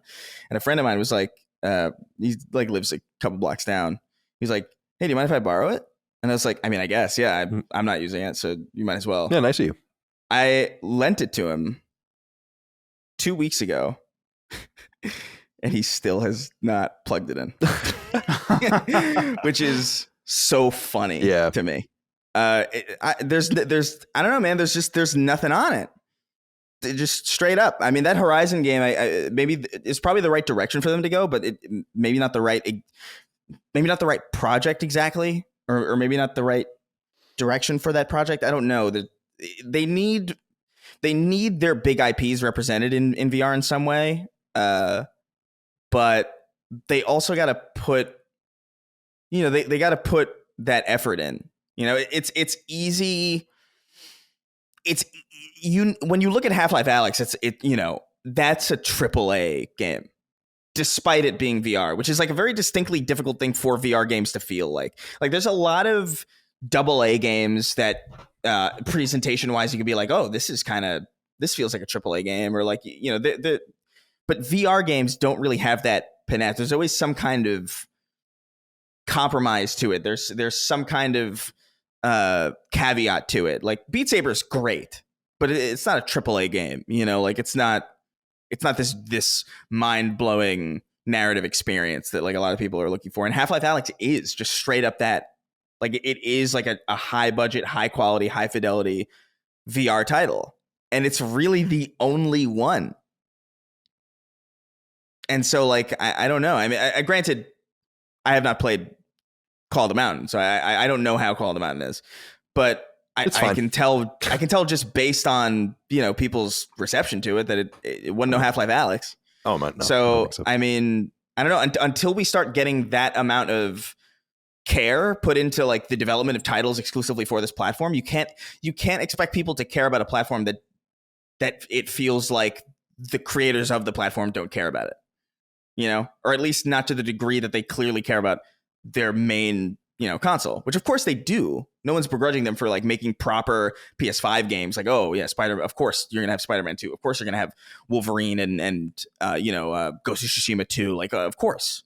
But if you're going to put out hardware that is dependent on that existing hardware, running people upwards of like nearly $1,000 for the entire package, you got to have something on it that's worth that investment and worth the time. And I don't know, they don't have it. And so I'm just kind of left confused by PSVR 2 more than not, because if you were going to do this in the first place, and you have like you have a really cool piece of tech with you, this is a really like genuinely interesting piece of VR tech. It's like probably like, I mean, I'm not necessarily super tuned into the scene or anything, but it feels very advanced. So why bother doing that if you're not going to, put that effort in your software? It's weird. Yeah, I am in agreement. Are you as flummoxed or like confused as I am? Yeah, I don't know what they're doing. I think in a lot of ways I don't know what they're quite doing, and I think in some ways it doesn't matter what they're doing because they find success and it doesn't really matter. But with PSVR, PSVR 2 is a mystery. First of all, if it was selling appreciably, they would have said so. Sony loves talking about numbers and you just don't talk about numbers when you want to hide them. It's just that simple. People don't need to be reminded of that over and over again, but that is the way it is. And I don't think their quarterly financials have come out yet. So the quarter ended June 30. So maybe it'll be in there, like how it's doing, but I think it's fairly obvious that it's struggling and that it is, that it's really not finding its audience and that it's just a distraction. I kind of feel like maybe Nintendo came to a similar conclusion, not with VR, but kind of when they went to the hybrid model, as opposed to having a handheld and then a gaming console. It's like, maybe we just do it all this way. Just everything, have as much of both as we can. And that it's kind of strange, especially thinking about Switches. Have you guys thought about this? Is Nintendo a handheld company first?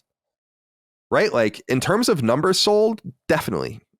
Yeah. And they kind of embraced that model and said like, we maybe can't have it all or don't want it all because we're just dominating in this one space. And I wonder if Sony, it's not to say that I don't want small games and I think that all that's great. I think they can get those from indies and third parties and whatever, but it's like, don't worry about the extraneous shit. Just make really great AAA games and let everyone else worry about everything else. And even allow people to make, hardware that would work with PlayStation 5 if necessary. But don't see, I understand Sony has this heritage as an electronics firm and it's deep. And I actually follow a really interesting Twitter account called Obsolete Sony. I don't know if you've ever heard of it, but it's awesome. And they are constantly tweeting out just the most random shit on a constant basis that these companies made since, for 60 or 70 years.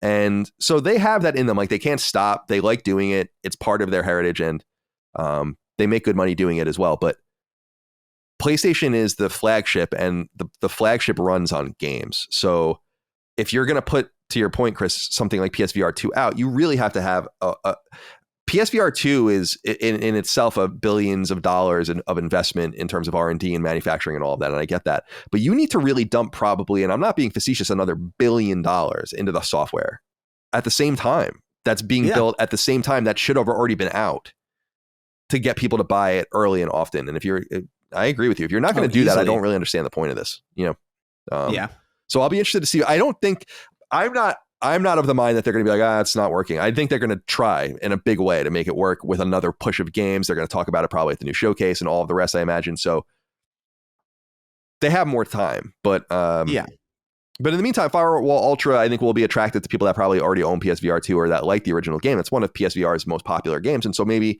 there could be a group of people waiting to buy it for that reason too. But we saw since the very beginning, very soft demand for PSVR 2. Remember at PlayStation Direct, it was first come, first serve, and they never sold out. You could buy a PSVR 2 the day it came out or the day before it came out if you wanted to. They never sold out. It's very similar to what happened with Dreams. Am I putting you to sleep, Chris? You're right. No. I'm sorry. It's early over here. Yeah. In comparison. All right.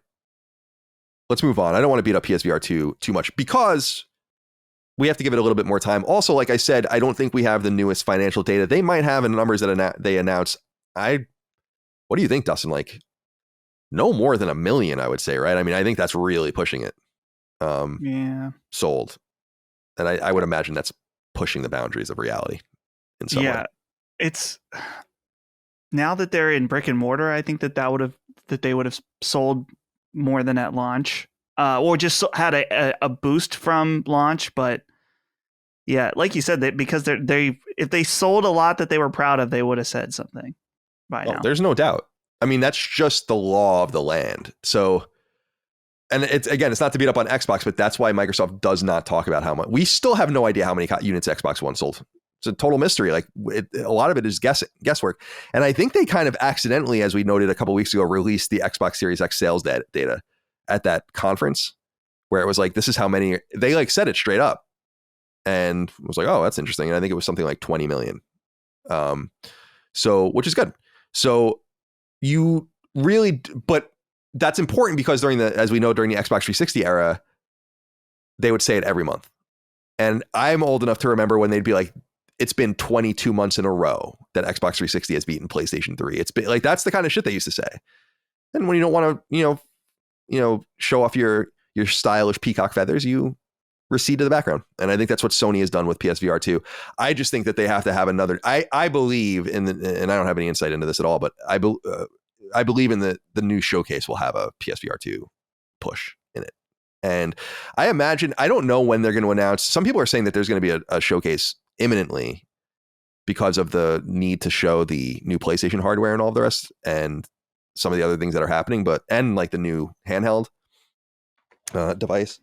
So who the hell knows? All right.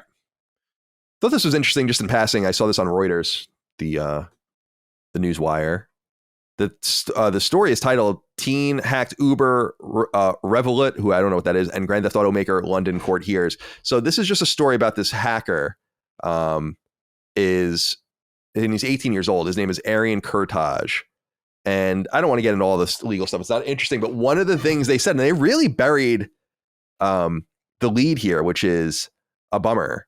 But that it says Kurtaj has been assessed by psychiatrists as to not fit to stand trial. So the jury will determine whether he committed the acts alleged rather than deliver a guilty or not guilty verdict. And as you might recall, what he did back in 2021 was basically try to blackmail Rockstar into releasing Grand Theft Auto 6's source code that he had claimed to have gotten. And I think as part of that had released, I think upwards of hundreds of individual videos of the game. That's where we got that's how we know that at least one of the protagonists is like a Latina woman and all the rest. And I think that's kind of forced Rockstar to acknowledge Grand Theft Auto 6, though they weren't really ready to, though they have been tacitly acknowledging it in their financials for years as this big mystery game that's costing all this money to make. So, Dustin, what do you think about this? He's not fit to stand trial.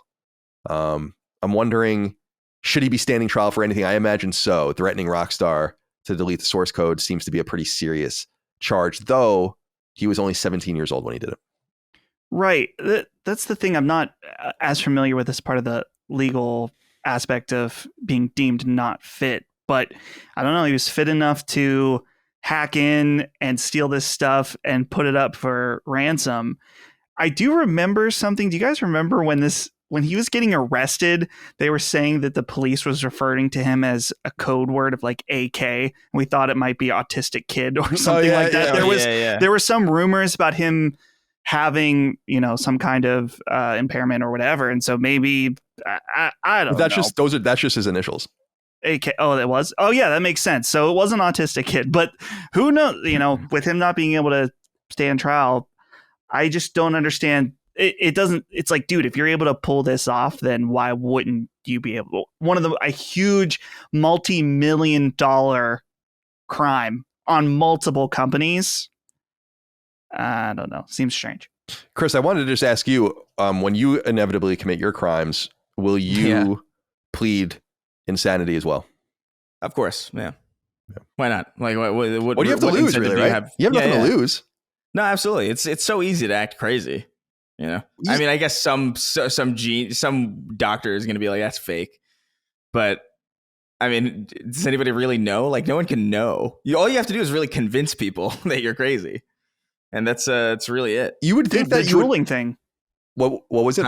Chris once talked about pretending to be insane. You just start drooling on yourself. Oh, yeah. Because at the Shake Shack in Grand Central, some guy was asking me for my food, and I was just like, I don't have the energy to speak my way through this, so I'm just gonna drool all over myself and look insane. So he goes away. It totally worked. What do you have to lose if you're arrested? Like, let's say you're arrested for like a felony, and you're like, and they're like, how do you plead? And they're like, I plead insanity. And then they go through that, and then they're like, all right, you're not insane. So then you have to go plead again, right? I guess. I don't know. You can keep pleading, right? I don't know. In other words, what do you have to lose?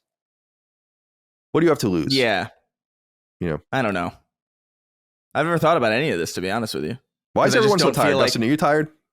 Well, no, because I don't. What are you talking about? Yeah, what? You're tired. Was he yawning? Yeah, he was yawning. Well. I was covering it up. That's what we're supposed to do. I'm just saying, is everyone tired? I'm just asking, is everyone tired? I'm feeling somewhat tired myself. I'm feeling a little bit tired, too. I'm just fine. Yeah. I feel great. I'm a little tired. Yeah. but not more than like normal necessarily. Yeah, that's the thing, is that I never really feel quite right. You know.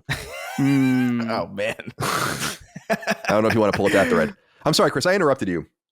Did you? No, have some... man, I don't even remember what I was saying. I'm sorry. That was rude. I didn't mean to do that. No, you're good. It's I feel like you ever feel like you should know more about these things, but you don't, purely because you know, like the whole like, oh, pleading insanity. How does that work? I have no idea how that works. Like, I really have no idea like what the verification process is like whether or not you get like a replea, you know, like, or whether or not you can reinstate that, or like maybe is it like decided by like, does the jury determine if you're insane? Like, you know what I mean? Like, I have no idea. I really can't, because I don't think I've ever thought about committing any crimes that would necessitate the knowledge of how that works. Well, when you do, keep it in mind so that you have, I will. You have some sort of absolutely knowledge on how to navigate the situation. I'll figure it out. Dustin, tell me, how's your sleep? Are you getting enough sleep? Yes. Yeah. He's like, well, why are you so upset? I'm trying to ask you about the quality. I'm feeling a little targeted right now. It's when you record. You see, all right. You are so sensitive. It has to be said on this show. You are so sensitive. This is why I'm the favorite son. We can pick on people if you want. I'm not trying to pick on anyone. I'm just saying. I'm trying to have a little bit of fun and have a little bit of chicanery. You get very sensitive. You get very, very sensitive. I'm just simply asking you how your sleep is. Are you getting good sleep? Yes, I'm sleeping very well. I slept with Pokemon last night, if you'd like to know. Oh, I think Micah did the same thing, actually. Yes. Yeah. We did. Yeah. It's like something you put under your pillow or something? Yeah, right? You leave it on and then it tells you if you sleep well. Oh, is it that Pokemon sleep thing? Yes. Oh man. So that's why you're not sleeping well. Yeah, you got I slept just fine. No, you didn't. Because the Pokemon were the Pokemon were distracting you. Why are you so sensitive right now? It's bothering me. I don't know. No, you didn't. No, you didn't. You didn't sleep well. Fuck you. Because it's making it seem so much more serious than it is. That's what bothers me about your sensitivities, is that I'm not trying to be mean at any time ever. I understand. So you have to just take it in the spirit that these things are delivered. And why would I just be upfront mean to you? You know, like, you ever think about that? Like, do I do that to you in your life? I don't know. I don't think I do that to anyone. So it's like, there's no need to be so sensitive. You know, you can make fun of me if you want. There's a million things you can make fun of me about. Have fun. Sure. Okay. All right. Borderlands leak from Gamatsu. Curious about this. There's some other things in here too, actually, that were interesting, including a Bandai Namco IP called Origination that was trademarked in South Africa. So now South Africa is a new source of game ratings leaks. But the one that I wanted to talk about here, and this is reported again by the website Gamatsu, wonderful website, Borderlands compilation Pandora's Box. Dustin, this certainly has to be Borderlands 1, 2, and 3, you would assume, maybe with the, what was that PS3 version that came out after the PS4 came out? The pre-sequel or Pre-sequel, something? right? And then would you put Tiny Tina in there as well? I don't know. How long has it been since Tiny Tina? Last year, I want to say Tiny Tina came out, but I don't think it did very well. So maybe it's just time to maybe. So like, is it going to be the whole dang thing? And by the way, this was submitted in April of 2023. I think just published now, though. I feel like they would want to do something like that, where they would have like everything except for like maybe like Tales of the Borderlands. I feel like they would probably have Tiny Tina's in there, because I could see the marketing now where it's like, it's Pandora, it's absolute chaos. Look at all the stuff, and it's like, whoa, even the thing from last year. Whoa, I feel like that's kind of the vibe they're probably going to go for, which is because I don't see, like, Borderlands itself doesn't feel like a series that takes itself seriously enough to do like the trilogy. You know what I mean? I feel like it would just be called the collection, or like the Borderlands trilogy, something, you know what I mean? Yeah. If it was just that. But the fact that it's like leaning into this idea of like, whoa, Pandora's Box is like chaotic. I feel like, I mean, they might even throw fucking Tales of the Borderlands in there. Oh yeah, that would be cool too. That's a great point. Yeah, I don't know, man. I love Borderlands. I think Borderlands is awesome. I really do. I think Borderlands is super awesome.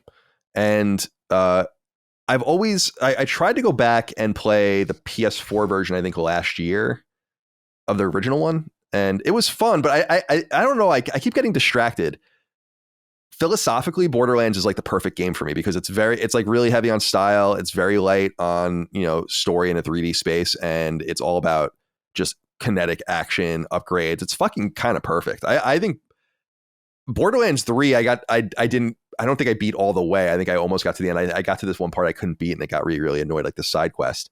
But I played it excessively, probably like 60, 70, 80 hours, which is sad that I didn't beat it because I played it for so long. So I think having a new excuse, like a new way to go back, I just wonder what the future of Borderlands is, because Borderlands 3, when you think about it, is pretty old now. It came out 4 years ago. So it might be time for a new Borderlands, and maybe this is a prelude to it. Dustin, what do you think? Well, they have the movie coming out, so it makes sense that they want to have a collection ready on latest gen with, just have the go-to package. Say, hey, Borderlands movie, you want to play those games again? Instead of buying the handsome collection or whatever on PS4 for $10, you can buy this $60 collection that has new trophy support. I'm sure run at 4K, 60, whatever, all in one. It's that synergy energy from that PlayStation has only, with Borderlands. Yeah. Borderlands is an Embracer game now. People mustn't forget. I went and you spurred my memory. I forgot to get something in preparation for the show, Dustin, because I saw that the Borderlands film has been dated August 9th, 2024. So it's coming. This long in flux, I think, bunch of reshoots, different directors, writers taking themselves off. See how it goes. Might as well get it out, I guess. See what happens. Yeah. All right. So there's that. We'll keep an eye on what that is. I have no idea. I saw this. I don't know. Dustin, I'm wondering if this makes you feel any feelings over at GamesIndustry.biz.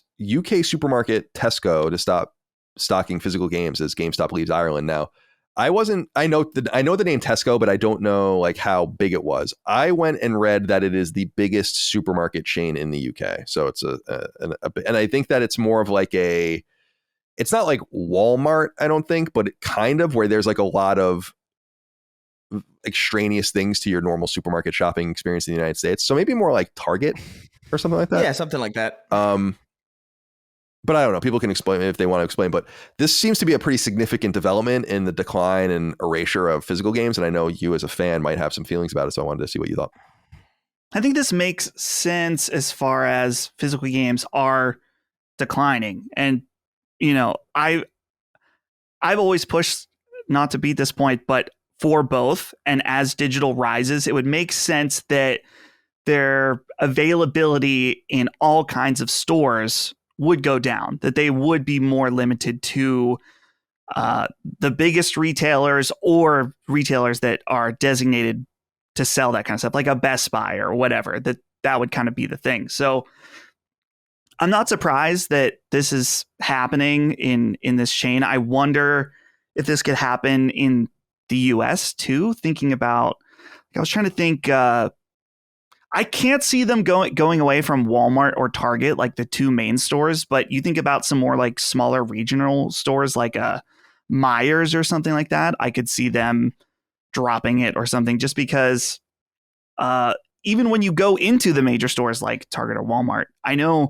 our Target in particular, it just looks picked over all the time. That I don't know whether it's weird, because I just don't know if they're just not ordering as many because people aren't buying them. They aren't getting sent as many or something.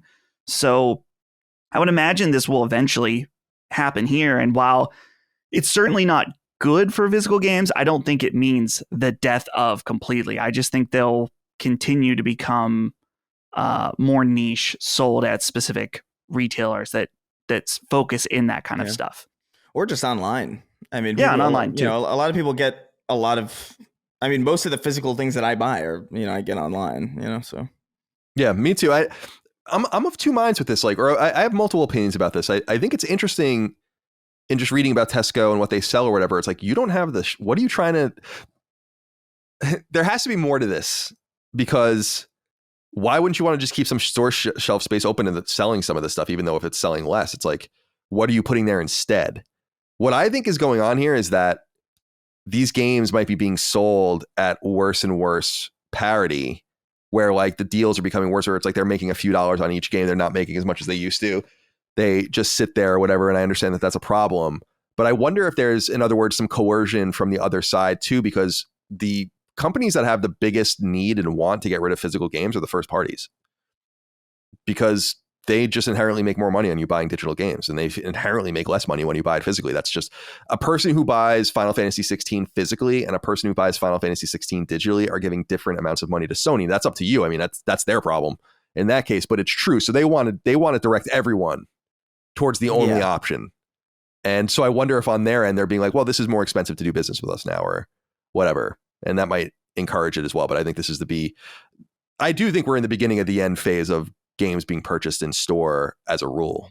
And I think that that's already pretty obvious. And unfortunately, this was already happening for physical games fans, but I just think COVID exacerbated it way beyond anyone's expectations, because the numbers just jumped so dramatically. It really went from 1/3 to 2/3. Like 1/3 of people were buying digital games to 2/3 of people were buying digital games. Like, and that went that way in just 2 years. That's pretty significant. Yeah. All right. This next few we can get through quickly here. Just wanted to shout out EA Sports FC 24. So this is the first soccer game / football game being released without the FIFA name in this long 30-something year history of this game series. It comes to PS4 and PS5 September 29th, so keep an eye out for that. However, Ian wrote in with a comment. I think this is very canny of you, Ian, to notice this, because I didn't. He says, hey, punkheads, I've got a quickie this week. Oh, does anyone else find it strange that EA settled on EA Sports Football Club as the next title of their soccer series? They'll now have EA Sports FC and EA Sports UFC sitting right next to each other on the shelves. Is there no concern over brand confusion here? Would love to hear your thoughts. Thanks, guys. I'll hang up and listen. Thank you, Ian, for writing in. I don't think there's brand confusion risk. I just think that's weird. That is weird. You know, like that I don't know what that's all about. I wonder if that was relevant to them I wonder if that's something they thought of. I'm sure it is. They have a huge marketing suite of people. But I'm wondering, like, they must have looked at that and said, like, it doesn't matter. And I don't think it does matter. I do think that is weird. You have a soccer game and an MMA game one letter off from each other. Yeah. It is a little. Is that not weird, Chris? Or it is weird. I didn't think of it. I guess the thing, honestly, the weirdest thing to me about it is, like, I guess I don't know what you would call it if not FIFA, but Football Club seems like a working title to me. Well, I think that's the word that, as I understand, like FC is a thing that you see in like soccer team names all the time. So I think that they're trying. Yeah, it's like I don't know anything about soccer. Don't make fun of me out there. But it's like it's some sort of thing like Italia FC or something. You know? Okay. I mean, I wasn't aware of that. Yeah. I mean, if that's something that's kind of intrinsic to the domain of it, like, I guess that's fine. But it as an outsider, it strikes me as like Football Club seems like, you know, this is the name for now. We'll figure something else out. But that's also, I'm coming from like the AAA space or even just like the indie space where like that focus is like cool names. You know what I mean? It's not necessarily, EA Sports UFC, which is like, it's very clinical. It's very much like, yeah, this is what this is. Yeah, which for sports games makes sense. I would love to know what the options were. I wonder if they'll ever talk about that. Because I can't even really think of. It's like EA Sports Soccer, EA Sports Football. Like, you could have named it that, I guess. Yeah. Or EA Sports Football. That would be confusing with Madden. I'm sure the marketing team would have shut that down. UFC is obviously not a huge license for them, but it's big. I mean, those games are big. Like, what else would they? I'm trying to think. Like, what else would you have possibly called it? EA Sports Goal. Because like, they have the NHL series, which is the league name. But they also have Madden, which is a legendary commentator. So you could think of just some rando, like you could have imagined that they would have gotten like a Messi level person or something like that and been like EA Sports Messi 24 and tried to make it into like a Madden thing. But I think that they're wary of doing that because of what happened with Tiger Woods and all the drama with that series. And then they go and they try to kind of rebrand it as Rory McIlroy. That doesn't work. Then they try to rebrand it as, whatever the fuck, PGA Golf. So I think they're just cutting, just being like, we were foolish enough, and it was smart, but foolish enough to name our series after a licensor, and we can't do that again. So I think that that's probably the because I think Madden, I'm pretty sure that EA owns that, like, very Ubisoft with Tom Clancy I think that EA owns the rights to use that name like that. I'm not sure. They might be paying licensing to like his estate, but I don't think they're worried there. So in other words, it's just all these different. They don't have the cool thing about the old Sega 2K and the 2K series from Take-Two of sports games is that they have that inherent brand, league plus 2K date. And so there's like this setup that they can use for all of their games, and they do.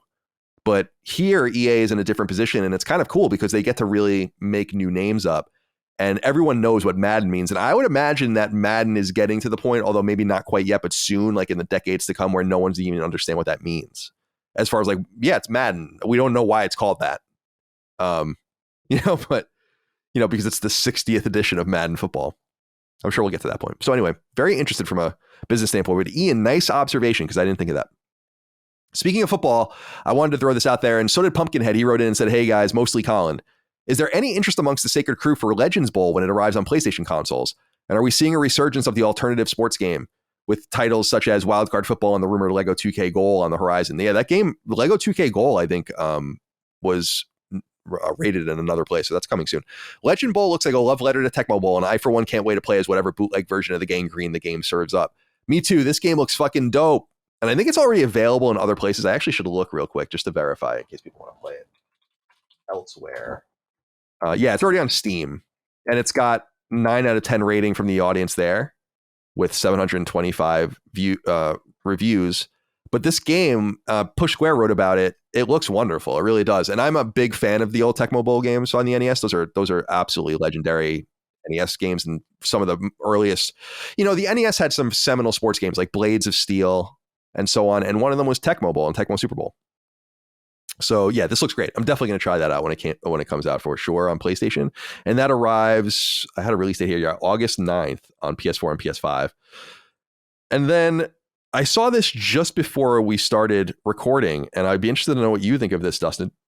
If you guys remember the game Cosmic Star Heroine, which I want to say came to PS4 in 2016 maybe, and it came to Vita later, 2017 maybe, something like that, from Zeboyd Games. They are working on this game that is coming to Switch imminently, but is apparently coming to PS5 in the future. They just don't have a release date yet, called This Way Madness Lies. And dude, this game looks dope. Did you get a chance to look at this at all, Dustin? I'm looking at it now because you snuck this one in. Yeah, this just was right before. Yeah. This looks like, so if people want to go look at it, this Way Madness Lies, it's called, comes to Switch July 25th and the PS5 later. This looks like Phantasy Star. I mean, just the perspective of it is like some admixture of a lot of different games. Like Micah was watching it with me and she's like, oh, it's like Sailor Moon too. And I'm like, yeah, it kind of does have a Sailor Moon vibe. But the perspective is old school Dragon Quest, old school Phantasy Star. Very, very cool. The art is beautiful. Turn-based role-playing game with lots of deep mechanics. I think this game looks fucking dope. And I just wanted to give it a shout out. Shout out to Z-Boyd. Cosmic Star Heroine, I never finished. I wasn't crazy about it. People liked it more than I did. It was very much inspired by Chrono Trigger in a lot of different ways, which is a game. I love Chrono Trigger, but it's one of those games that just people just are enamored with, and I'm not that enamored with that. I've never been. It's always just been, it's a great game, but not one of those classics for me. For some reason, I don't know if it's the end card. It reminds me of that. Do you know that PS1 game Rhapsody, a musical adventure? Yeah, I do know from that. Atlas. This looks like a weird Atlas style PS1 game that was lost or something in some way. I just I don't know. Cool. I just did that. I had a video. I was bringing the tab over and then it just disappeared. I don't know what I'm doing.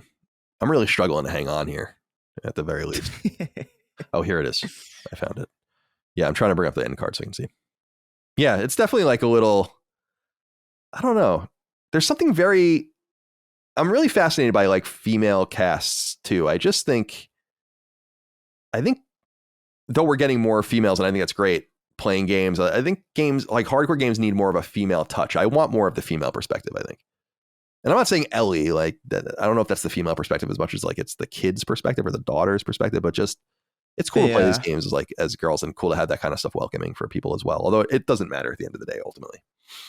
Okay, let's get into what we're playing. I say, let's see here. What do we want to do? Talk about the extra. I'm sorry, Chris. Well, I was gonna say you guys can mostly like, because I've really only put like a few hours in. I've been like really busy doing like sponsor stuff, but so I don't have a lot new to say. I have some stuff, but like I think you guys are probably going to have more to say than I do. Okay, that's fair. Final Fantasy. So so we're all playing Final Fantasy 16, and we'll talk further about that. I want to reiterate and remind people, if you missed it at the beginning, that we're going to do a Sacred Symbols Plus episode dedicated to Final Fantasy 16 that will be on Patreon within a week, I would say, or so. We're recording it, I think, next week from when we're recording this, and I'm ready to go. So we're going to leave all of our spoiler discussion and deep review thoughts for that, for the appropriate venue, so we don't ruin the game for anyone. I think it's very important that people go into this game without knowing much about it. So we will try our best here to keep that moving. And I just wanted to let everyone know, I imagine we're going to go a few hours on that game because there's going to be 4 or 5 of us talking about it. I have so much to say about it. I think it's just really a wonderful game. But before we get into those, Dustin, talk to me about the other stuff you're playing. I'll talk about another game I'm playing. Then we can talk about Final Fantasy 16, and then we can get into the news. Sure. So I'm playing a game called Master Detective Archives Raincode, and this is exclusive on Switch. I would imagine it's eventually going to go elsewhere, but the important thing to know about this game is that it's from the team that made Danganronpa, and it's very obvious as soon as, even if you just see a trailer, it's going to come through. What do they call themselves, or do they call themselves Spike Chunsoft? I mean, what? I feel like they maybe do have a team name, but I can't think of it right now. But it is a Spike Chunsoft game, at least on the box it says Spike Chunsoft, but very clearly has the exact same, very distinct style in the way their characters look, the anime style. And it is clearly an evolution of what they were doing with Danganronpa, in that it is a game about solving mysteries where it's very much formatted where, and if you've played Danganronpa, you will remember that there's a crime that happens and there's some interactions and stuff. And then there's a time when you look at all the clues, get all the evidence. And then in the case of Danganronpa, you would do the clash trial. Well, this has its own system that is still very similar, where you have these different points of evidence, and the main character like uses his sword to slash truth, or some really stupid way to say it. Like they would shoot them in the in Danganronpa. It really is clearly they're just trying to evolve what they already did, which is good. I think it's cool. I think the only thing that right now, the two things that I don't like about it is that Danganronpa had a very distinct style in that all of its characters, since it was a visual novel, were very flat. Even when there was 3D stuff going on during the clash trial, they were still flat. And I'm guessing they just got a lot more budget, so the entire game is in 3D.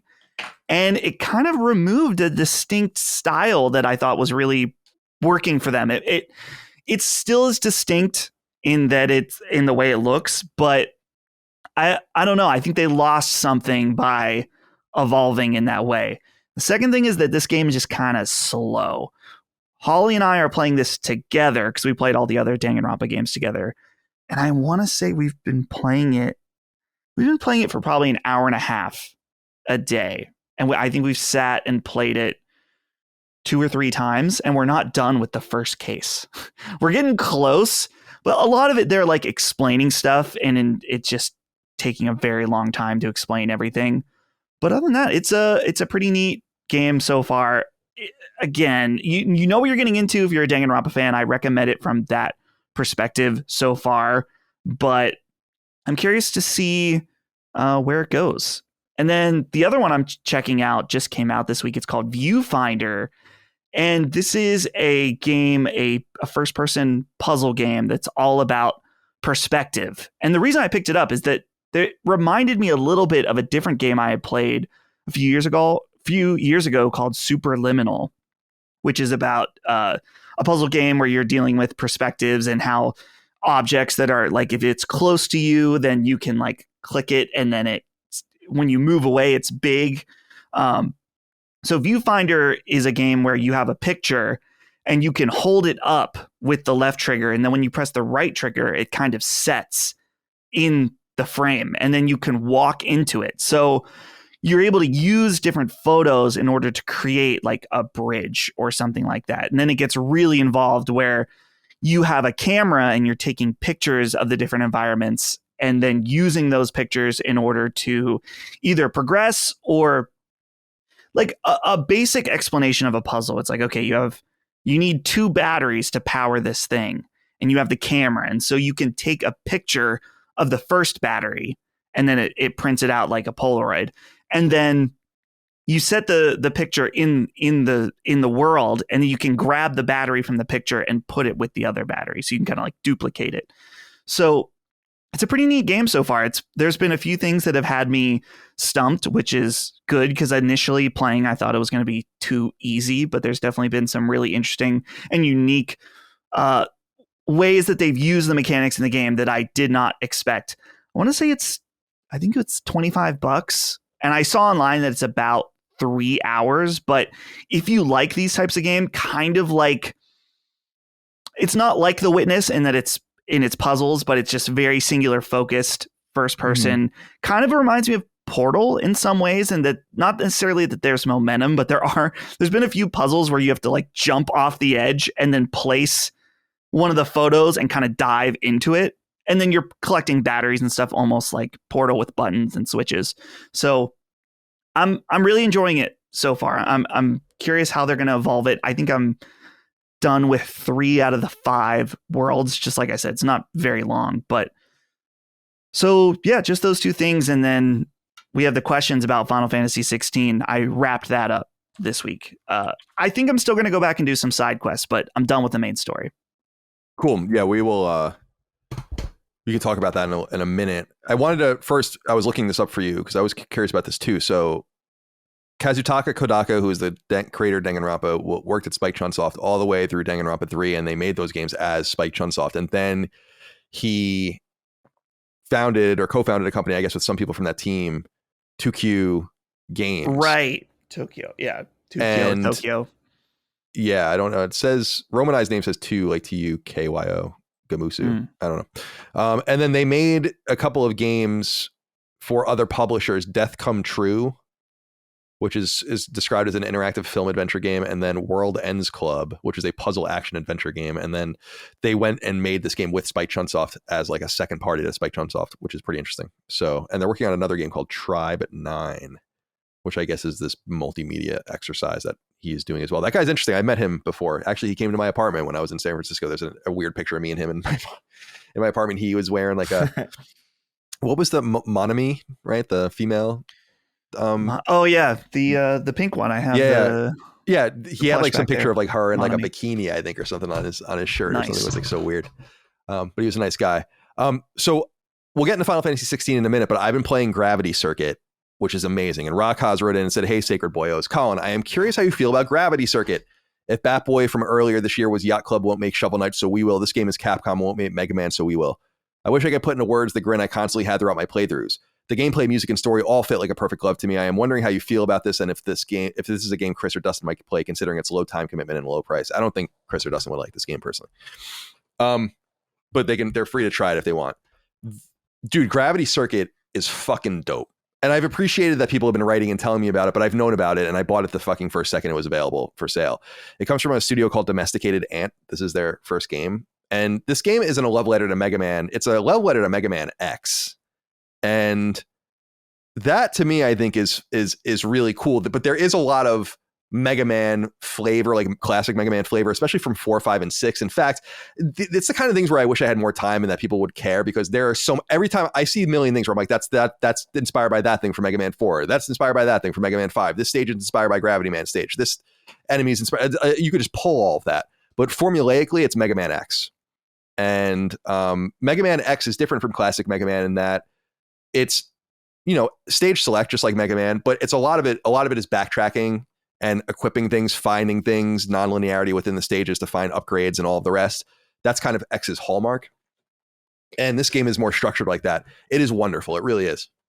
It's a really, really, really awesome game. And I blazed through it in 2 days. It's pretty hard. And then I got to the last boss and he was just kicking my ass. So I put it down and I got to go back because I need to like find the upgrades I missed to make my character stronger and all the rest. But it's really, really great. If people are looking for a love letter to Mega Man X with what I would consider heavy inspiration for Mega Man 4, 5, and 6 in terms of design aesthetic, which are interesting games to cite. And if you know those games, you can see with specificity what I'm talking about. It's really cool. But the major difference between Mega Man and Gravity Circuit is that Gravity Circuit is a melee game. So it plays a little more like Ninja Gaiden if Ninja Gaiden played like Mega Man, but you used a sword instead of a blaster. And so I think old school fans like me, you're going to love it. Check it out. I'm looking at Steam right now. It's like $20. I think it's a little more than, because it's on sale, 15% off for launch. I think it's a little more expensive. I think I paid like $21.99 or something for it on PlayStation. I think well worth it. So shout out to that game. And finally, Final Fantasy 16. So I'm at the PSN tells me I'm 97% through the game. I basically I got the second to last story trophy. I did all this kind of story building, and then it seems like I can go now and beat the game if I want. Or like go to the last dungeon. But when that happened, a bunch of side quests and new hunts came up. Like you go to the menu and it's like literally 10 side quests or something like that, new ones. And I've done every side quest, every hunt up to this point. So I'm like, well, I can't beat the game now. I mean, like if you've come this far and done everything up to this point, like why would I not stop now? So last night it was getting late. I'm like, part of me was like, I want to just go beat it and see the end. And I'm like, no, like I'm really enjoying savoring this game. I think this game is really special. It's in that list of games for me. Like I said, Red Dead of more recent releases, Red Dead Redemption 2, Death Stranding, The Last of Us Part 2, Horizon Forbidden West, even a game like Far Cry 6 and other games that just really stick with me. And I think Final Fantasy 16 is just dope. But a major problem I have with this game, as I have with a lot of games, is just fucking too long. It's just too long. And I know that I don't have to play it the way I'm playing it and see everything, but it's like, what's the point? Like if you're going to give me all these things and like want me to see the world, then I feel like I want to do that and I appreciate that. But I think that it doesn't need to be this dense. It didn't need to be this dense. And I think a lot of this is reactionary sort of game design to say like, well, we gave you things to do and there were 70 quests and all this. Like, I don't care. I want things to mean something. So I think that there are a lot of distractions in this game from what makes it truly wonderful, but that's not really a big deal. It's padding, which is classic game design, but I just I do think it injures it. But that's I'm realizing that that's my common complaint with all the games I love recently over the last 5 years or so that come out, is that I just feel like they just stay around too long. So it says I'm at 97% complete and my time is all out of whack because I keep the game paused, but I think I'm probably somewhere between 60 and 70 hours maybe with it at this point. Well, I'll be done soon. And Dustin, what are your feelings on it? I mean, how are you feeling about it broadly now that you said you beat the story, but you want to go back to your last save or whatever? Yeah, I do want to go back and do, particularly, I know that a lot of people say that some of the ending side quests are really good, and I've done some of them, and they are mainly because they feel worth doing in that they are really awesome character building and background. And that's the thing, is that's my main complaint I detailed last week, but I think it's worth reiterating, is that I think Final Fantasy 16 does the big moments and even a lot of its story really, really right. Like fantastic, actually. But its side quests and even some of the stuff that it does in between in the main story, not so great. And I understand, actually, Colin, can we read this question from Connor? Because I think this will be exactly what I want to get into. Yeah, Connor Evans wrote in and said, hello, CDC, long time, first time. Wanted to write in to ask about Final Fantasy 16's side quests and the general disdain for them by much of the community. I understand that many of them boil down to go get this thing or go kill this creature, but I'm curious what the alternative would be. What would you like to see going forward from the series, and why do you think there is so much backlash for this game's side quests in particular? Yeah, so go on. Yeah. Well, that's the thing, is that I don't have a problem with it being go there, get this thing, and kill this creature. That's fine. That's the thing about Final Fantasy 16 is it does two things. It does story and it does combat. And that's basically it. And that's okay because it does those two things very, very well, right? I don't need some kind of weird side mini game type stuff in order for this to be more full featured or something for me. I'm happy with it doing two things very, very well. The issue is just that so many of these side quests is that I'm going there. It does feel as simple as go kill this creature, or I need this to make this. So can you please go get that? It's not until some of these ones at the end where I feel like there's a lot of meaning behind going and getting this thing or killing this creature. It's about that story side of it. And it's not that the side quests, you're engaging in more gameplay and combat, which is one of the two things I said this game does very well. But and it's not that every side quest needs to be meaningful about getting a deep look at the janitor of the like his side quest about how his brother was killed or something like that. It's not everything needs to be like that. But I think last week the thing I said was that the slow moments don't need to be boring moments. And a lot of times in this game, the slow moments are boring. But I don't know. I don't want it to make it sound like I'm overly negative on this game at all. I think this game's fucking awesome. I think this is one of the best games of the year. I don't think it will be my game of the year.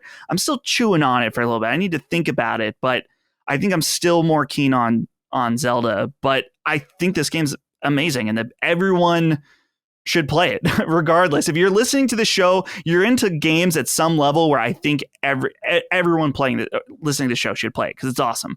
But I found that towards the end of the game, I was definitely skipping side quests and I didn't feel bad about it. I just didn't feel like I was missing out on anything based on all the side quests I had done previously. I was like, this game hasn't convinced me that these are worth doing at all. Yeah, I feel bad that some people did that because I do think that there are some meaningless side quests, and then I think they really pepper in ones, not just the plus sign ones where you get something, but like just meaningful side quests where I was like, holy shit, did you do the side quest for Karen, the shopkeeper? Well, there's like a really heinous one if you did it. Like there's a one that like you would definitely know. Like okay, it was fucked. I did the one that involved her and Torgal. That's one of them. And that was real good. Yeah, that one's good too. There's one where I don't even want to say because but it's you would know it if you did it. I was like, what? It's like it was incredible in terms of like what it said about her character and violence and all of these different things. I think that what's unfortunate is that they didn't balance things out enough where all of them should be interesting in some sense so that people don't get dissuaded from them because they are missing out on key stories that flesh some of these characters out and not in ways that make them good, in ways that actually make them bad. And I think that that's part of the fun of the game.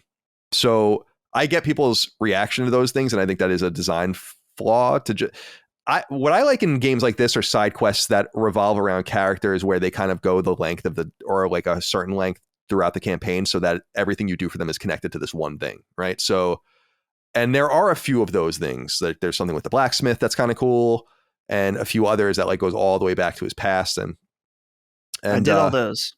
Yeah, no, I thought those were really interesting and neat. And so I like that kind of stuff where you kind of come and you do a piece of it and then you come back and do another piece of it and then you come back and do another piece of it, but they're all interconnected, revolving around the same person or the same organization or whatever. And I do think that the game does that pretty well, but then they sprinkle in like a lot of other nonsense that I can see as padding and that would turn people off. Like I think it's like, go get this plant or go get this, I need you to go tell this person this thing or whatever. I'm like, okay. And I'm doing it because the game's telling me to do it, but there's no real I need this sand. Right. Go get the sand. Chris brought that up last week. I keep thinking about that because I did that where it's like it was such a jarring request in this game because it just feels so I just fought like a demon. Yeah. Like I just became 3,000 feet tall and fought like a Christ-like figure. And you're asking me to I don't know what you're asking me to pick up sand for you? It just feels so bizarre. The quest itself feels at odds with the character that you are. Like, I get it that like it's part of Clive's character to like, want to help.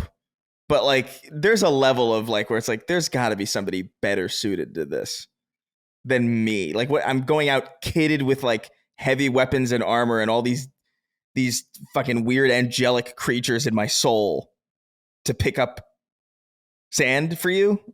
You can't get like one of the kids to do this. Like I don't know. It's weird. Yeah. It is. There's too much padding. Yeah. A couple more questions as we exit. Drake Heinhorst wrote in and said, "Hey CDC, how do you feel about the scaling of world maps in modern JRPGs? In older games, your party would be shown as sprites on an overworld map, and the players were left to interpret that the actual journey for our characters was over a much larger distance and a longer amount of time. We could only be brought to that level if they encountered a battle or reached an important location. Compare that to Final Fantasy 16, where the perspective is always behind our main character. The Kingdom of Rosaria, which spans a quarter of the continent, can be traversed in 4 minutes on the back of a chocobo. I just find it harder to suspend disbelief when I'm manually traversing the character across what is supposed to be the geography of the land. Do any of you feel the same way? If so, do you think Final Fantasy 16 would have benefited from just being stage-based instead of semi-open world? I realized that the second question asked a similar thing, so I'm just going to delete it. We'll just use this. Fuck it, I'll do it later. I can't agree with this.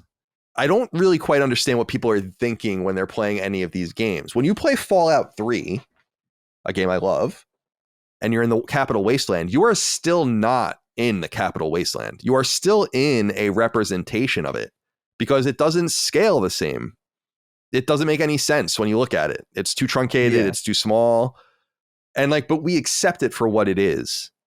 And I think that we kind of have to give games a little more leeway in that sense, because who the hell do you want to be in the Kingdom of Rosaria and be there for fucking 20 hours going across it on a chocobo or something like that? Sounds horrible. In my opinion, when you are in game in Final Fantasy 16, what you are on is not even a version of the world map from old Final Fantasy 16 games, but really it's structured much more like I've said before, like old Tales games, or actually current Tales games too, where you go from semi-open location to semi-open location to semi-open location. All of those locations are interconnected to each other somehow. You could get from one end to the other going through all the maps if you want, but you don't have to. You can jump around, use the quick travel and all the rest. And so I don't know. I find people's consternation with this strange. This is way better than the world map, but in the old games. And that's actually what Justin Schwab here had the second question, which he was saying, is this a reenactment of a lot of the originals? In other words, we would see what we see and assume that this is what we were seeing. And that's kind of what I think Final Fantasy 16 achieves. That's why part of the reason why I think it's so special is because it finally got rid of the open, boring world map. And said, we're going to really show you, because when you're on the world map going from Narsh to Figaro in Final Fantasy VI or whatever, you can go in, but you're really just going over a green screen, fighting random encounters, and then going to the city. This is much richer. Much, much richer. And so when you're going from point A to point B in Final Fantasy 16, in my mind, I don't see that as the only way to get from point A to point B. I see that as the way you're going from point A to point B, and that there are a bunch of other things, and it's assumed that you're not seeing the entire world, but just pieces of it. And that makes a lot more coherent sense in terms of scale than presenting something like Massachusetts or the Boston area in Fallout 4, which was really cool. But again, it's not to scale. It's still a representation of something. It's still not right. And so I think that this is the proper trade-off that makes a lot more sense, because it's just showing you one angle of many. And so I dig it personally. I don't know if that resonates, but Dustin, do you have anything you want to say about that? I did at one point think when I was doing side quests that someone asked you to go get something. You're asking Clive to go away for 2 weeks based on how far away this is. But it wasn't in any way where I was like, oh, my belief is suspended because of how much traveling Clive would be doing in order to do this stuff. It's just it's still a video game. I want video games to be video games. I don't want a side quest to take me 12 hours because I have to walk somewhere. That's the whole point. Is to me, this gets closer to the goal, doesn't it? That of what he was expressing. And then the world, people are, I don't know, man. I love the world map in those old games, but that's a limitation. The world map is way out of interconnecting dungeons in some sort of coherent way. And I just think Final Fantasy 16 is a lot more open than people are saying it is. And it's just not reading like a world map. It's reading like something a lot more dynamic than that. Even people I agree that the dungeons in this game are very Final Fantasy 13 like, but even people saying that this game is like Final Fantasy 13, I'm like, no, it's not. That was the only thing Final Fantasy 13 was linear dungeon to linear dungeon to linear dungeon to linear dungeon to linear dungeon for fucking 40 hours.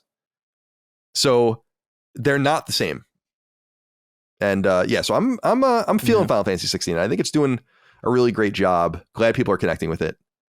Let's move into the news. Spend some time on this. So for people that are just fast forwarding to this part of the podcast or didn't listen to the beginning, when I noted, we did a 3-hour Sacred Symbols Plus conversation with Defining Duke all about the Activision Blizzard deal from a much wider angle.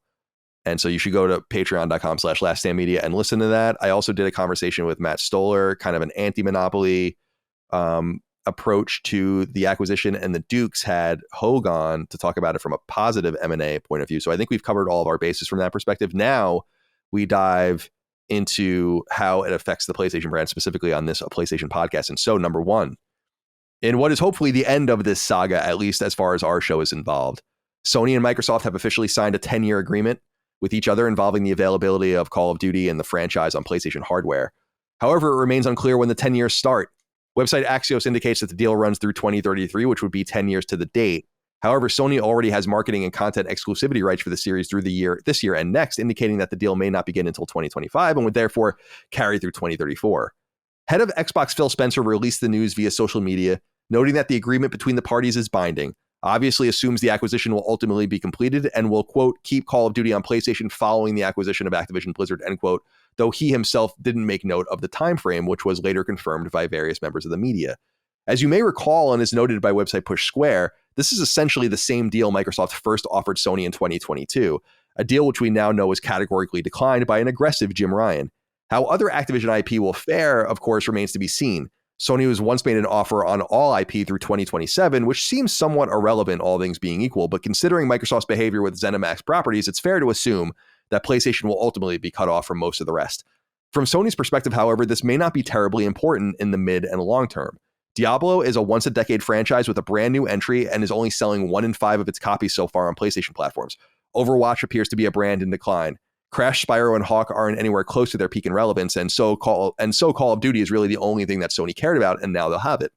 And we know now that Sony will have marketing rights to the next Call of Duty set to launch this fall, entitled Modern Warfare 3, with Sledgehammer acting as the main studio and Infinity Ward and Raven acting as primary support teams. As reported by Bloomberg, quote, the new game will continue the story and allow players to bring over content from last year's game, end quote. That game, of course, was Modern Warfare 2 from Infinity Ward, not to be confused with the original Modern Warfare 2 from 2009 on PS3, also from Infinity Ward. And it shouldn't be ignored that Call of Duty remains as viable, as important, as profitable, and as essential as ever. According to IGN, which picked through recently released financial documents from Activision Blizzard, the Call of Duty franchise is currently commanding 90 million monthly players, lower than their all-time high of 110 million, but with substantially higher revenue and profit generating from console, PC, and mobile alike. Activision's revenue increased 17% year over year, with profit up 80%, numbers the publisher wholly attributes to Call of Duty. So, Chris, how you feeling? The deed is done. I'm wondering finally. If here, I editorialized a little bit, for sure. Mm-hmm. I think, I don't want to say Sony thinks it's irrelevant, but I'm not sure Sony gives a shit about most of the other things that they bought. Oh, yeah, really. No. Because, and I mean this from this perspective, a lot of the stuff they bought is mobile, which is its own thing, and PC-centric. So you're thinking about like World of Warcraft and all of that. That's never coming to PlayStation anyway. Then you have a game like Diablo, which is really a once-a-decade game. It just came out. So that's going to be off the board forever, and they already have it. And then you have games like Spyro and Crash, which are really not mega relevant anymore. Hawk came out, and there's a new, and it did pretty well. But I just don't think Sony really gives a shit. I also don't think that Sony's necessarily not going to get these games in the future. So I really think that, from my perspective, they almost didn't really lose anything by holding out, because they just got the same deal anyway. Yeah. No, I mean, that's pretty much how I feel about it too. It's like they would have been. Call of Duty is the big thing. It's like it was the primary focus of Sony's initial pause on the deal or initial attempt to halt the deal. It was the primary focus of the FTC hearing, or at least it felt like it from what the stuff that I was seeing. And to know that they have it for a pretty decent amount of time, I mean, they played their cards correctly, I think, in holding out. I agree in the sense that, assuming that it's day and date, like 10-year agreement, and not what I said, like prognosticated that maybe this deal actually begins at the end of the marketing term of the next of 2 games from now, which Sony still has as well, which is interesting when you think about it. Like, Call of Duty can't go on Game Pass until 2025 unless something radically changes. Yeah. And we discussed that on the ABK thing. So I think from Sony's perspective, they bought themselves some time. And easily. Yeah, Mikey Rivers wrote in and said, "Hi, Sacred Gentlemen. There's no doubt that PlayStation did what it set out to do by throwing a wrench into the bucket of the MS ABK deal by getting a better deal than was originally proposed. They get to maximize their profits from Call of Duty for longer, but is a longer Call of Duty deal opposed to all ABK games for a shorter time doing right by PlayStation fans? Business will business. Take care." I think it is, because I understand people are saying like the original deal was everything through 2027. And I'm like, guys, everything's coming to PlayStation through 2027, I imagine, anyway, like of any relevance. I mean, I think people looked at that deal being like, you really should lock this down. And I'm like, that's not really the way game development works. They of course can come in and abort a bunch of PlayStation ports of these games, but I think Sony was always just fixated on Call of Duty. They just didn't seem to care. I mean, I think it's accurate to call Overwatch a series in serious decline, right? Like, yeah. And Diablo, I was really interested in looking at Diablo sales. Diablo is doing awesome, but Diablo is selling 2/3 of its copies on PC, which is crazy. And that's expected, of course, but you would think console would have bitten into that more, especially with the success of Diablo 3 back during that PS3 and PS4 cycle. But it didn't. It isn't necessarily working out that way. And so I think they look at all that and they say, I don't know that we give a shit. You know, we just want Call of Duty. And Dustin, I'm wondering what you think of the deal now that it's down and it's locked down. And what do you think about what Mikey had to say here about doing right by PlayStation fans? Do you think that holding out, losing the 2027 deal, but getting the 10-year deal for Call of Duty is actually worse for PlayStation fans? I think that just gives Sony a lot more assurance on revenue for a much longer period of time. So if you care about the creation of first and second party assets, this would be a good deal. Right. Well, and that's the thing too. You mentioned with Blizzard is that they're not the type, they don't release games very often anymore, really at all. We did just have Diablo 4, which is going to be, I mean, Diablo 4 is really a live service game where, like you said, it's locked in on PlayStation 4. It's going to be a very long time. Overwatch 2, which is also in decline, but well, not also in decline, but in decline overall. Diablo 4 is doing just fine. Is already on PlayStation. So that 2027 deal, at least from the Blizzard side, unless there's some stuff we don't know about, there wasn't much to gain there. And then there's rumors about a new Spyro game or something like that, but there's nothing on the horizon as far as Activision that's like, oh, we have to make sure we lock that down. There could be some stuff, but I fully expect that Call of Duty, they have this deal. It will remain multi-platform, but I fully expect everything else is going to be Xbox exclusive. Any kind of new Spyro, Crash game, whatever, those will be Xbox exclusive. And I gotta say, it's just so annoying to me that there's this tweet from Phil Spencer about this. He says, "We are pleased to announce that Microsoft and PlayStation have signed a binding agreement to keep Call of Duty on PlayStation following the acquisition of Activision Blizzard." And here's the part.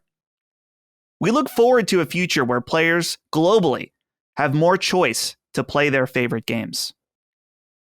Phil's always talking about fucking choice. And you know what? Touche. You bought these companies for exclusivities. That's fine. That's the way of the business, right? But it was funny because this was the same thing he was saying about Bethesda. And we just learned that behind the scenes, they're like, oh yeah, we're actually going to make those all exclusive. We can't say that yet because it's going to be too much of a negative. So we're literally going to say the opposite and lie about it. It's like, dude, just don't, the acting like you're some kind of like virtuing, like, oh, more choices for the players. Just shut up. You're just trying to make it exclusive. And that's totally fine. That's the name of the game in this business. But I don't know. Do you think I'm off base here about like it just comes off incredibly disingenuous after what's just happened with Bethesda, and you acted like, oh, well, we're going to treat things on a case-by-case basis. Like, no, you're not. We know what you were saying on the emails, that you wish there was that email where he's like, oh, I wish, maybe it wasn't Phil, and it was another person that was like, oh, if only we could just say that these would all be exclusive. It's like, okay. Yeah. But keep acting like it's all about player choice. It's not. It's about the business, and that's fine. Yeah, mm-hmm. Are you there? I can still hear you. You're a little okay, no, we're good. Okay, cool. Yeah, sorry about that. I don't know what happened there. Yeah, I'm in agreement. I've learned a few things about the gaming ecosystem from this. The first is like people can really be easily convinced by, and I noted this on the ABK conversation, but it's worth reiterating. Like one of the ways Sony really lost here is that they just have given up like a social media game and like trying to communicate anything to anyone. So they just left a huge vacuum for literal executives of these companies to pretend that they have the objective point of view. It's funny to see, like, we want more people to play more games than anywhere. And it's like, oh, like Starfield? Yeah. Like your own verbiage said that you guys thought that Starfield would sell upwards of 10 million copies on PlayStation 5 if you left it there.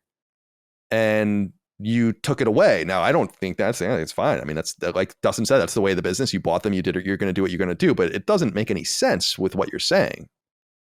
Yeah, it's like he sounds like he's being virtuous. You know, I'm sorry, what did you say, Dustin? I missed that. He sounds like he's trying to be like, oh, well, we're trying to bring it to everybody, trying to like sound like he's doing the world good or something. But it's like, no, he's bringing it to a series of streaming platforms that will not even exist in a few years. And that to them is, at least most of them want that to them is like, we're bringing it to more people than any ever. And then the Nintendo deal, which is again so easy to manipulate people. Bobby Kotick himself said on the stand that they thought that it was a major mistake that they missed Nintendo and that they would not do it again. So regardless of what happened, they are already working with Nintendo to get the next Call of Duty on there. It has nothing to do with Microsoft. Yeah, you know, Microsoft signed a deal to get like the 10-year deal or whatever with them too. But it's clear from what Kotick was saying under oath that they're like, it was a huge mistake to skip Switch. Like we shouldn't have done that. Look at how well we've basically done without it. So they were going to do it one way or the other. And so I just think that people have been so easily manipulated by Microsoft's marketing. And I think a lot of that has to do with Sony, because like and I guess not even Sony, but also an inept FTC that didn't know how to fight the fight and do all the rest, regardless of how you feel about it. And I never really made the legal argument anyway. I never really gave a shit about the legal argument. I'm making the creative argument. So, Chris, what do you think about this? Call of Duty, the Saga, done? Anything to say? I mean, I'm just glad it's over, honestly, like, because it's just been such a sink for so long, and so much of it. I mean, it is PlayStation adjacent, like it has to do with us, but there's always some element of it. Like whenever we would talk about it, it just. I'm not saying this is one of those examples, but there were many times where like we would cover it and it just sort of felt out of place because it didn't really.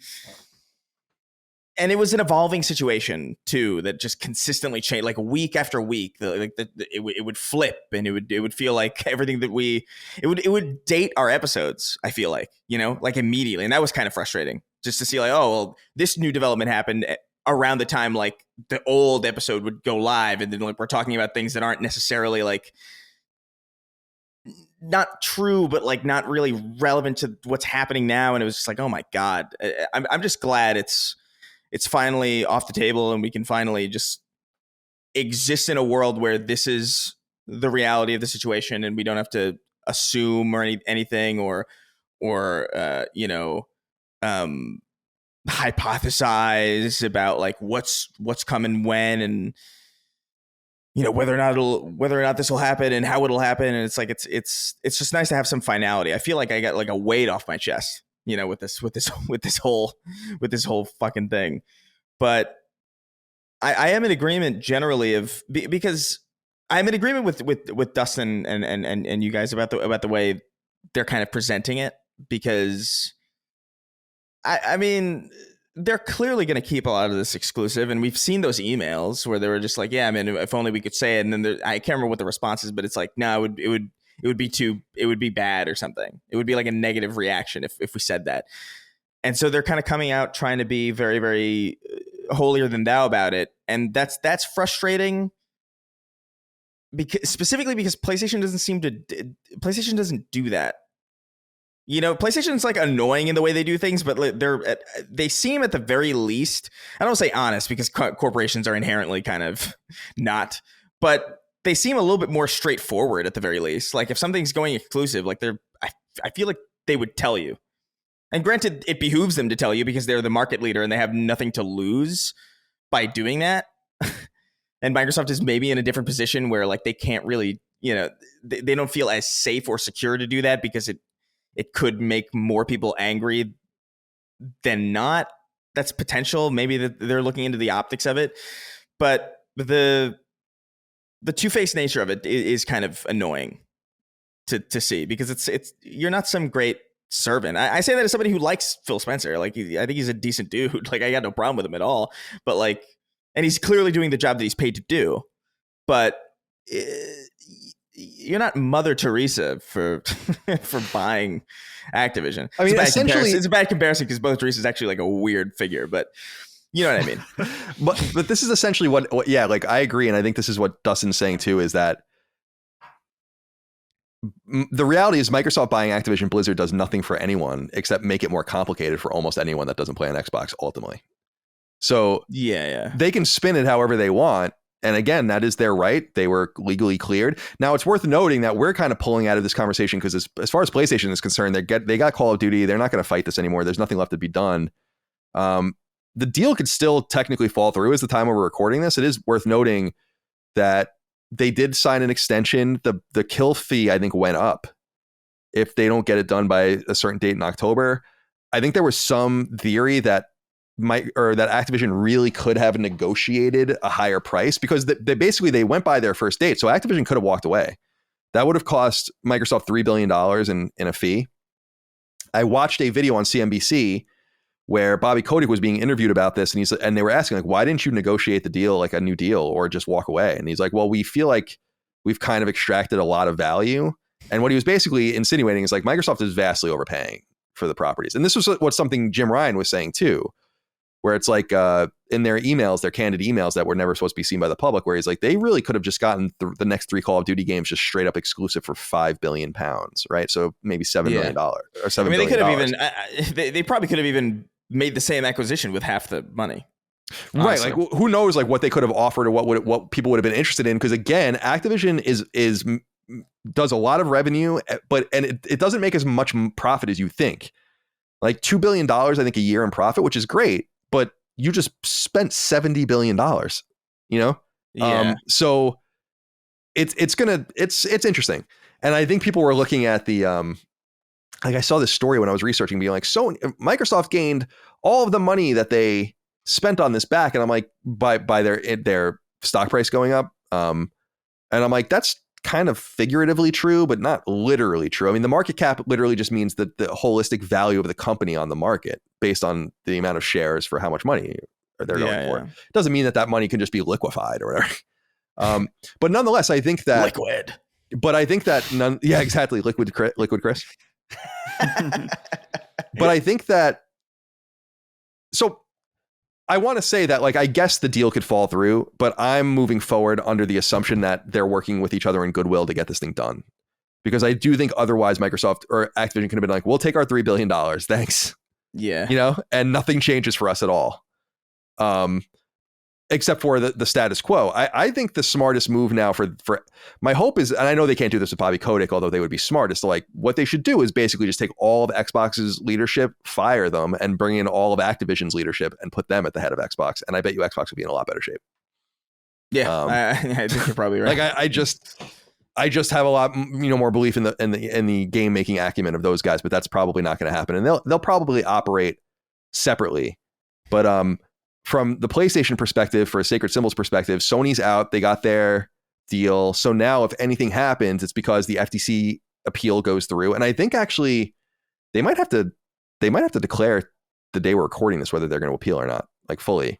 And that could happen. And then the deal would be unwound if and divested if that was turned on appeal. And then there is the question of the CMA, which I think in the UK, as I understand it, is going to be presented a new deal, which is going to require Microsoft to probably license the cloud streaming stuff to a competitor in the UK. And once that stuff is done, I think that they're basically free to go.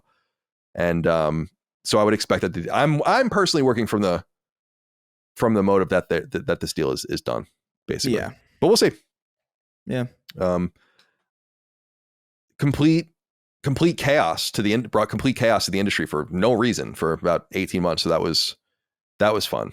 That was fun. Yeah. So more people can play more games than ever sometimes. And maybe asterisk. Number 2, I wanted to throw in here. This is just surprising. And I'm not seeing this reported anywhere, but this really blew me away. So I just wanted to read it out. In too little, too late related news that has gone seldom reported around the PlayStation ecosystem, Sony-owned developer Media Molecule quietly released an updated terms of service for its beleaguered and essentially soft-canceled game Dreams. And you'll want to hear what this update finally allows for. Released in early 2020 after a prolonged and dramatic period of development spanning back to the PlayStation 3 era, Dreams never found its pocket, which was predictable. And a major reason for that was because what you did on Dreams essentially had to stay there, limiting the use of anything you built on the platform, essentially killing it in the crib after years of trying to force this project to come to market. Okay, so what about the terms of service update? Well, Dreams version 2.60 paves the way for Dreams to come to an end. Media Molecule writes in part, quote, "As we look towards the end of Dreams live service later this year, we're eager to get to a place where creators can use their content created in Dreams outside of the space for personal use. While this can't cover all content, our updated Dreams content usage terms allow for music, animation, films, and art created in Dreams to be used for both personal and commercial use outside of the game. Today's update to the game makes these changes live for all users and will require all players to agree to the new Dreams content usage terms the next time they boot up," end quote. But if you dig through the fine print, there are a lot of limitations, albeit many of these seemingly reasonable. Here's some of what it says, quote, "Provided you follow the rules set out in these usage terms, these usage terms allow you to use your creations or copies of your creations outside of Dreams for your own personal or commercial purposes. For example, a commercial purpose may include using your creations on physical items, such as t-shirt prints or posters that you sell, or sharing video or music creations on content sharing sites that allow you to monetize your content. A personal purpose may be using your creation on a t-shirt for yourself, but in each case, these permitted uses are always subject to Section 4.2, end quote. What is Subject 4.2 of the Terms of Service? Quote, "In order for us to grant permission for you to use your creations outside of Dreams, you must also ensure that your creations are original, solely created by you, and do not infringe on the rights of anything belonging to third parties," end quote. Nothing crazy there. And a nice twist, however, they note that you're allowed to use Media Molecule's own music clips, remix parts, instruments, and sound effects. So in essence, Media Molecule and Sony have finally delivered the most important feature that it could have had a prayer of making Dreams successful, and it's delivering it as its grave is being dug. Dustin, I was curious what you thought of this. This isn't being reported in many different places. They're basically doing this so that people don't have their shit isolated on Dreams when it's eventually just pulled. So, which is not announced yet, but I assume that will happen in some time. And then people will be like, well, what I did is forever gone. This should have been in the terms of service from the game being in soft launch and early access. I don't know what the fuck they were doing the entire time to think that the appropriate thing to do now is to do this, but not when people could have really done something with Dreams and made it something. It's so weird. They botched this thing from top to bottom. Yeah, well, I disagree a little bit with your write-up about this being the most important feature, because the most important feature would have been to export the games themselves, since obviously you can use a Dreams for making music, making films, making art, whatever. But at its core, as a game design tool, they never got to the point where they could export. But here's my theory is just that maybe they were hoping that down the line there would be a way that they would be able to license Dreams as far as a tool where you could make these types of things, and then you pay a license fee, and then you can make a music video or whatever, and in theory eventually make your own game that's exportable in some way. But I think that just as time went on, they realized that reality, that way to monetize, was never going to happen. So they might as well just do this now, right? And but I agree overall that it should have been from the beginning. Like, if Dreams really is a tool set first and foremost, like Adobe Premiere, right? Then Adobe doesn't own any aspect of what I make in their tools. So if Dreams is a tool and they really want it to be seen that way, this is the way it should have been from the beginning. But I wonder if anyone will use this now. Like, I actually think it would be super cool if someone made a full-blown music video in Dreams. I think that, I'm sure someone already has, but I guess on a much larger scale or something like that, or in a way that's successful. But at this point, it's a bit of a moot point. No one wants to make very few people, I should say, are going to want to make merchandise out of the stuff they made in Dreams, because they're not making anything in Dreams at all right now. So, yeah, Chris, what do you think? This has long been a frustration for us on this show that Dreams had no prayer under the the guidance that they gave it from the very beginning. The only way they could have made this into a thing was to make it a more workable engine or a creation tool that could be more easily exported. And so the fact that they're doing this now is fucking comical to me. Yeah, I understand why they're doing it now, but it should have just always been this way. Do you have any thoughts? Yeah, no, I mean, I mean, you guys covered it a little bit, pretty well, but like, you know what this reminds me of a little bit? It's the story of a lot of live service games that die, but like, it reminds me of. It's gonna sound like maybe like a really harsh or like a really quick left turn, but it reminds me of Avengers and how like when that live service game that didn't do well was dying, and they were like, all right, let's give up. You can just have everything. Arguably the best version of the game is when they give up on the live service. It's kind of fascinating that's the case, because I feel like that's not the case for good live service games. You know, like I feel like if Destiny stopped being a live service in the sense that like they stopped updating it and they stopped really doing anything with it, it would lose a lot of its value. But then you have something like Dreams or Avengers where like you could argue that the game gets value from the lack of that model. And it's interesting. It's weird. It's I mean, it's like we said, like, I mean, there are a lot of important features that Dreams should have had. Being on PC at bare minimum, at least was up there. Obviously exporting, like Dustin said, and this terms of service thing really should have been there too. Like, I mean, that was, you know, what's crazy about it too is like, this is something that Microsoft kind of figured out a long time ago with their, Microsoft content usage rules, where like they understood that like people were going to use a lot of their stuff. And so they just sort of allowed for it, you know, like the Halo thing, like the reason why Halo was so prominent on early internet is because so much of the assets from Halo were just like, you were allowed to use it. And you were allowed to like monetize it and you were allowed to fuck with it. That's why Red versus Blue exists. That's why there was such a huge machinima boom. It's because that they understood that the proliferation of that IP and that media would do them well or would serve them well. And so it's bizarre to see a product that is so built on building and sharing, not understanding the very same thing that a corporate Microsoft understood. It's very weird. And I really can't fathom like what the meetings were like at Media Molecule when this thing was being put together, because it seems like so many of the obvious decisions weren't made. And, you know, I'm glad I'm not glad it failed, but I'm glad that this is a chapter that's behind them now. Hopefully they can move forward to like making a game. Although, like we've talked about it before, like I wonder what that would even look like with so much of the original DNA of that team kind of scattered to the wind. Yeah, they are working on something. I don't think we're going to see it for a long time. Yeah, and like you said, everyone's gone, including 3 of the 4 co-founders of the studio. Yeah. Which is not necessarily like it's not necessarily a death sentence. Because obviously, like, you know, the people at Naughty Dog aren't the exact same people. No. So I mean, it's you know, we'll see. I'm just happy that they're moving on, because Dreams has felt like just like a really bad dream.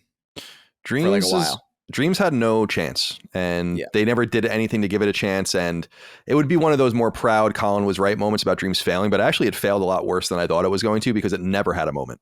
That's the thing about Dreams, is that it just never there was no moment for Dreams. It was just dead from the moment it came out. And there was a lot of like faking that. Yeah, you can. There's like, you know, 5,000 people using it at one time or whatever. It's like, I don't know, man. This it's not happening. Even the most beleaguered, like even Halo Infinite had a moment, you know, like a pretty long one, I would say. Like, and so it's crazy. Like it really just did not hit at all. Similar to PSVR 2, as we noted, similar to PSVR 2, when Dreams was in early access, they were limiting the numbers and you could just get in no matter what. So they never hit their threshold either, because there just was no interest in it, because it was a really bad idea. All right. That's all we have for the news. That's it. Let's get into listener inquiries as we wrap up the show. It's going to be a shorter show than usual, probably. 6 questions, comments, concerns, thoughts, and ideas from the audience over at patreon.com/laststandmedia. Looking forward to hearing from you. We're going to talk about Baldur's Gate 3 a little bit. We'll start with Adam Hawes. Says, hey, CDC, longtime listener here with a question specifically for Dustin and Colin. I noticed that both of you have repeatedly expressed your disinterest in computer RPGs, including the highly anticipated and now somewhat controversial Baldur's Gate 3. As an avid fan who deeply appreciates the genre's immersive depth, strategic turn-based combat, and impactful player choice, I'm genuinely curious about your reasons for not sharing the same excitement. Given our usually aligned taste in games, this discrepancy surprises me. Dustin, I'll mostly let you take this because I just don't know how much more I can say about why I don't like computer role-playing games, but I'm curious if Baldur's Gate 3 is interesting to you or if you're not into CRPGs. Baldur's Gate, the very depth of, I mean, again, intellectually, Baldur's Gate 3 makes a lot of sense to me. The depth of it as a personal gamer makes me want to put a gun barrel in my throat. Like, when people are like, it's got 7,000 endings, and I'm like, what? Like, I can't do, the bear sex is like the least of my problems with this game. You know, it's just, so I'm not calling into question its quality. Quite the contrary, it's supposed to be great. And we're going to talk a little bit about how it's intimidating people in the industry, I think, in some ways. But it's just not for me. I'm wondering if you wanted to flesh this out at all. Yeah, I do. I'm interested in it. I just know that I checked out Divinity Original Sin 2. In fact, I'm looking at my Steam right now that I have 2.5 hours in Divinity. And I found it to be very intimidating and too hard for my mind. Just too very, very complex. And maybe if I gave it more of a shot, I would have been able to get into it. But I'm intrigued by this game, just seeing the hype around it, that it feels like it should be something I should check out. And I may, like, when the, reviews come out and launch day, depending on how people are finding it, my FOMO might be too great that I will check it out. But I don't know. And I think when I look at the combat, and I obviously like turn-based combat, but it almost looks like there's too much depth. It's mainly a factor of intimidation by this game, where I'm just worried that if I play this game, I'm going to find it to be too complex, or there's too much to do, or something like that. And I'm worried if I check it out that I won't end up liking it. But I guess there always is, because this is a game that clearly I would play on PC. So I could buy it and use the two hour window on Steam to see if it's something I'm interested in. But it looks certainly like a very impressive game, and I'm happy for everyone really excited about it. But it just this comes out on Steam right now. It says October 6th. No. That's the early access. It comes out Steam August 3rd. Okay, yeah, it came out. It comes to PS5 September 6th. Yeah. So August 3rd, that's actually would be a good time frame that I'd well before Armored Core, where I'd have some time to check it out. So we'll see how I feel closer to. Maybe I will look at a few videos of guides explaining how combat works and stuff like that. And maybe we'll see. I do know that when I played Divinity Original Sin 2, I remember thinking, this is going to sound so annoying to some people. I'm like, there's too much reading in this game. I just don't want to read this much, period. And so what I've seen of Baldur's Gate 3 is a lot more of it is voiced. And so maybe that will help me along the way too. Yeah, the best way I can explain why I'm not into Baldur's Gate 3, I mean, there's a few things. First of all, I have no love for like the Forgotten Realms and stuff like that. Like I love D&D. I love playing D&D, but the universe of D&D, I just could give a shit less about. That's always been the case. Like I actually found table and like paper and pencil role-playing games much more interesting when you were playing in another universe, like Star Wars or something. I like those more. But I like, it's cool that people are into D&D. And I know that the provenance of Baldur's Gate is deep with PC players, which I'm not one. And, BioWare and Black Isle and all these amazing teams worked on the series in the past. Now Larian's coming in. And we're going to talk about that in a moment with our next question. But I was just watching gameplay again in preparation for this question, and I'm like, I don't think this looks fun. Like just from a gameplay perspective, I don't look for turn-based or menu-based real-time. I know it's turn-based in some sense, but like I don't know if I'm explaining this well. Like you're pointing and clicking at things, and you got like these radials up, and I'm like, this is what I want to do in menus, right? Like true turn-based Japanese style role-playing games is really where I would get this level of gameplay from in some sense. Pointing and clicking and having all the menus and your options and all of that, as opposed to more action-oriented games, which I really look for in 3D spaces. So when I look at a game like this, I'm like, this would be a fun hack and slash, but that's not what it is. And I know that well enough. You could just look at a screenshot. I'm looking at one now, and it's like a character, and it's got these like 15 different attack options, all with their with their reloads going and all the different characters you can scroll through. It's just a very busy screen. I'm just like, I don't know. It's just not for me. It's not an insult to the game. I have no heritage with Baldur's Gate. I have no heritage with PC CRPGs. I don't care, So Baldur's Gate, it was interesting too, because when I realized Baldur's Gate 3 was creeping up a few weeks ago, I was like, oh, maybe this is like a game I should check out. And it's like you said with Divinity Original Sin, I'm like, this looks indistinguishable from that to me, like, yeah. And Chris, are you interested in Baldur's Gate 3 coming out either the PC or PS5? Not even a little bit. Like, there's not even like I really don't even think there's a possibility that my curiosity could be piqued by it, because I'm like you, man. Like, I don't have that heritage. I don't even play D&D. So like, I don't have an affinity for that world. I don't care.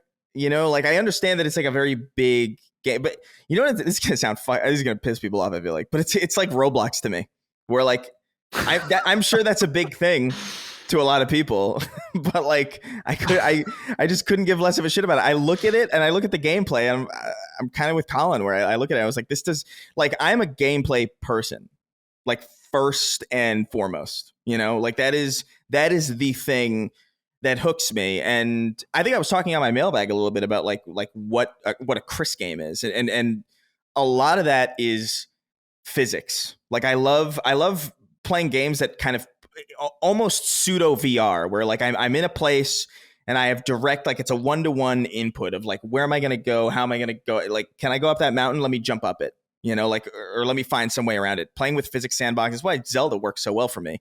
And why I'm so into it, and why Halo and Portal and Half-Life and all of these, Boneworks seminal VR game that's like all about that. Like, I like games that let you physically do the things that you want to do with competently designed control schemes, as opposed to, this system of, I want to jump over this lake or whatever. It's like, okay, roll for the chance to do it. Because I feel like I'm not really doing anything, let my roll be me trying the action. You know what I mean? Like, let me do it. And if I fail, that's my roll. I'm already doing the rolls in my head. Like, it feels so weird. Like, I feel like it's a game style, and I understand this isn't exactly how, Baldur's Gate is exactly, but like it's that type of video game, or that type of like virtual simulation, like, doesn't do anything for me, or it doesn't give me what I look to video games for.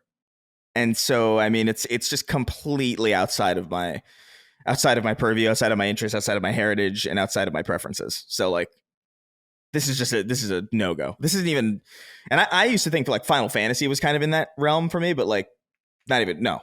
Like, Final Fantasy is, at the very least, I can jump into combat, and I have like direct control, at least with 16. There are some other games in the Final Fantasy series that, like, obviously, like, it's turn-based and stuff, and so it's a little bit harder for me to get into, but this is so beyond. It's crazy. Yeah, it's as I understand it, I could be wrong, Baldur's Gate 3 or Baldur's Gate 1 and 2 are more real-time games. Yeah. And this game isn't, but it's being presented. It's very similar to what I was looking at Divinity, where I'm like, why are you presenting the game like this if it's turn-based? I don't understand. Yeah. It just doesn't speak to me at all. Like, I want to be in menus with fucking static images and all that if we're doing it this way. Dude, otherwise, let me play the game, like that. Like, I don't want menus at all, dude. Well, I could totally appreciate that, but when I'm looking at a game, like, I know what you mean, yeah. It's just like, this looks like a fucking twin stick shooter. Just let me play it. Let me play the game. Dustin, you have anything else to say before we move on? I think most likely my FOMO will get the best of me, especially because I won't be actively playing a game when this comes out. But we'll see. I'm intrigued by it, but I feel like I know myself, but yeah, it's impressive the amount of stuff that they've done from what it sounds like. Did you see something about how reviewers are only gonna have 6 days to play it? I saw something on Twitter that they're waiting. They want to make sure the game's extra ready to go. So developers will have 6 days to get those 14,000 or not 1,400 endings in, see what that's all about. That'll be, I'm sure those reviews will be great. Dude, at a certain point, like 1,400 and 14,000 endings are like, there's no difference between them because they are both so, both of those numbers are so outrageously unnecessary. Yeah, like what constitutes a different, like, oh, he lost an arm. Yeah. So in this ending, he doesn't have an arm anymore, or something like that. Yeah, it's like it's like he lost the lower half of his pinky in this one, but in this ending, he lost all of his pinky. Yeah, that's a new ending, dog. That's right there. That's a new ending. That counts. Put that on the marketing. Yeah, put that in the back of the box. What was that thing that Shadow Warrior did? What was it? What was that thing? Like 500 hours? Oh, you could beat the game. You could beat the game 500 times and whatever. Yeah. Making fun of Dying Light, yeah. All right. Associated question here from Hugplex. I don't know how to exactly say that. Hey guys, out of curiosity, what was your immediate reaction when you saw AAA devs hopping on the bandwagon and indie devs started asking for their games not to be judged by Baldur's Gate 3's standard? I've got to admit, my mind went pretty dark. Disgust, disappointment, sadness, to name a few emotions, mainly because there are so many. While not every game has to be a true RPG with choices that have consequences like BG3, hearing devs imply they literally couldn't do it, despite having much bigger teams and budgets, just felt like a grim indication of where the industry is going. I hope they're in the minority, but following and copying the latest trends poorly. I want one filled with trendsetters and ambitious psychos that constantly push the boundaries of what's possible in ways other than fidelity. Am I overreacting? Likely. Do you guys maybe even agree with the initial sentiment too? So to be prepared for this, I sent you guys an email yesterday with a link to what I found was the origination of this conversation that's going on the line about Baldur's Gate 3. And Dustin, I wanted to go to you two first to kind of introduce it. And what do you think about what was being said? I feel like this is a little histrionic and dramatic, the way people are reacting to this personally. But I went and read the thread. I was like, I don't know, man. It's really not that big of a deal. Yeah, I don't think it's a big deal either, in that I think it's a big deal on both ends that something like this doesn't, I guess it shouldn't be said, but I understand why the need to say it, in that sometimes people, I think every game should be judged by its own, mostly by its own merits, right? There is a point that I think is worth considering comparisons, where you compare one game to another of similar standings. Like there is, our community of gaming has gotten so stupid where people are like, oh, which is better, Breath of the Wild or The Last of Us Part 2? And it's like, dude, these two games don't even belong really in the same conversation as far as comparing them directly. You can say you liked one more than the other, and I guess you could argue for that, but even then, it's a really dumb waste of time. It's like Infamous and Prototype. They're both masterpieces. Yeah, exactly. So I think that oh boy, there are people that would try to compare a small indie RPG to Baldur's Gate 3, and that is really dumb for sure. And so I can understand him wanting to say that, but I don't take it as this like, oh, we're complacent now. It's just like, oh, you there's two different types of games on different scales. And I think that what indies can do is they can do different things and make like, hey, this is one really interesting, neat mechanic that sets our game apart. We don't want them just copying directly what bigger games are doing and just doing them worse, right? Which some indie games do that. But I don't know. This felt weird, because I saw some other conversations too. Colin, you had me looking into this about people like, oh, Baldur's Gate 3 is a once in a lifetime. I guess that's what some of this guy kind of went on to be like, this is once in a, Larian can't go bigger and better, or it might even kill them. I'm like, what? Why wouldn't their next game be bigger and better? Maybe not bigger, but just evolved from the things that they did before. That felt a little weirdly dismissive, but I think there's a lot of different muddy directions that this went in. Yeah, I in my opinion, I just think people just constantly conflate size with quality, and this needs to be nipped in the bud. It's awesome that, first of all, I think it's awesome when games exist and they're just massive. Again, when we were talking about Starfield, it's like Starfield sounds awesome. It's just not what I want out of a video game. I mean, if you say games are getting bigger and bigger and bigger, my mind just shuts off. I'm like, I don't know. Yeah. And as I said earlier in the show, Final Fantasy 16, I'm like 60 something hours into it. I'm going to beat it probably by 70 hours, but I'm like, did not need to be this long. So when people constantly conflate this level of length and the permutations in the game and stuff like that's cool, but that means jack shit to me. And it's not the quality. Has nothing to do with the quality level of a game. So I really hope that it doesn't seep into other games. I mean, look what happened to Assassin's Creed. That to me, and I just know that from an observer's point of view, like where that last game apparently was absurd how big it was, like insane and completely insane. And I just don't think people want it in all of these different spaces. I think there's a certain people that like Baldur's Gate that want this huge game, but the excuse making, I guess, is a little bit of a turnoff. But I think we're all being a little dramatic, in my opinion. Do you have anything you want to add, Chris, before we move on? No, I think I kind of agree. I think it's a little bit of an overreaction. Like I do think it's weird to make that sentiment out loud, because I do feel like you're kind of talking to people who probably wouldn't listen to you anyway. Like anybody who's going to compare, like, why isn't the Binding of Isaac like Baldur's Gate? Like anybody who's like seriously going to make that comparison is probably not going to hear you out, because they're already on like such a different plane of existence of understanding.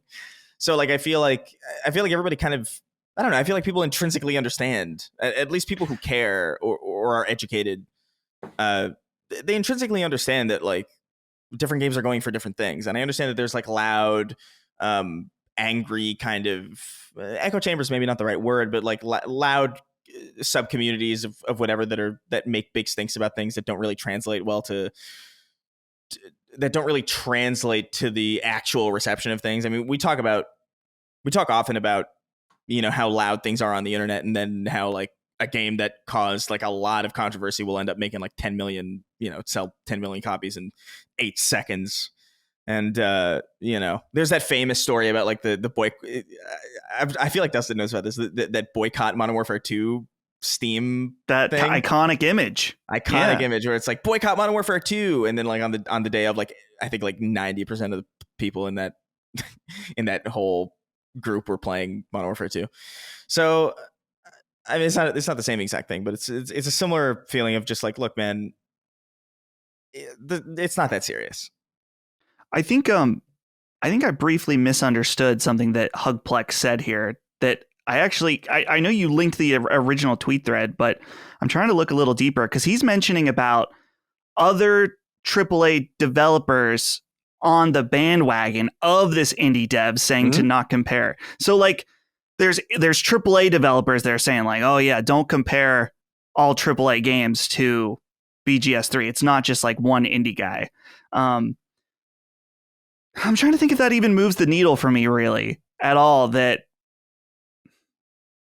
I guess is the reason why people are so hyped about Baldur's Gate 3 is about its vastness in general. Or is it because the gameplay? I guess it's probably a little bit of both. There's some people that are just like, look at how big it is. And that goes back to what you were saying, Colin, about how, it's not that where I would accuse Baldur's Gate 3 of being fluff since it's not out yet, but it's like, surely not all of that is great, right? A shorter experience can be way better. Just like we were talking about with Final Fantasy 16, that I think that game would be better if they had cut out some of that stuff where it felt like they really just felt the need to be like, oh yeah, we need to have this a certain amount of side quests to really pad things out. Yeah, I'll actually skip ahead and talk about this here. Necrom Oddboy wrote in and said, Colin and Sacred Sons, can we talk about profits versus the cost to make games? Looking at the massive budgets for AAA titles growing each year, it seems that the affordable cost games can be filed under indie or budget games. Often big budget titles cannot recoup or surpass the massive cost during development, publishing, and marketing.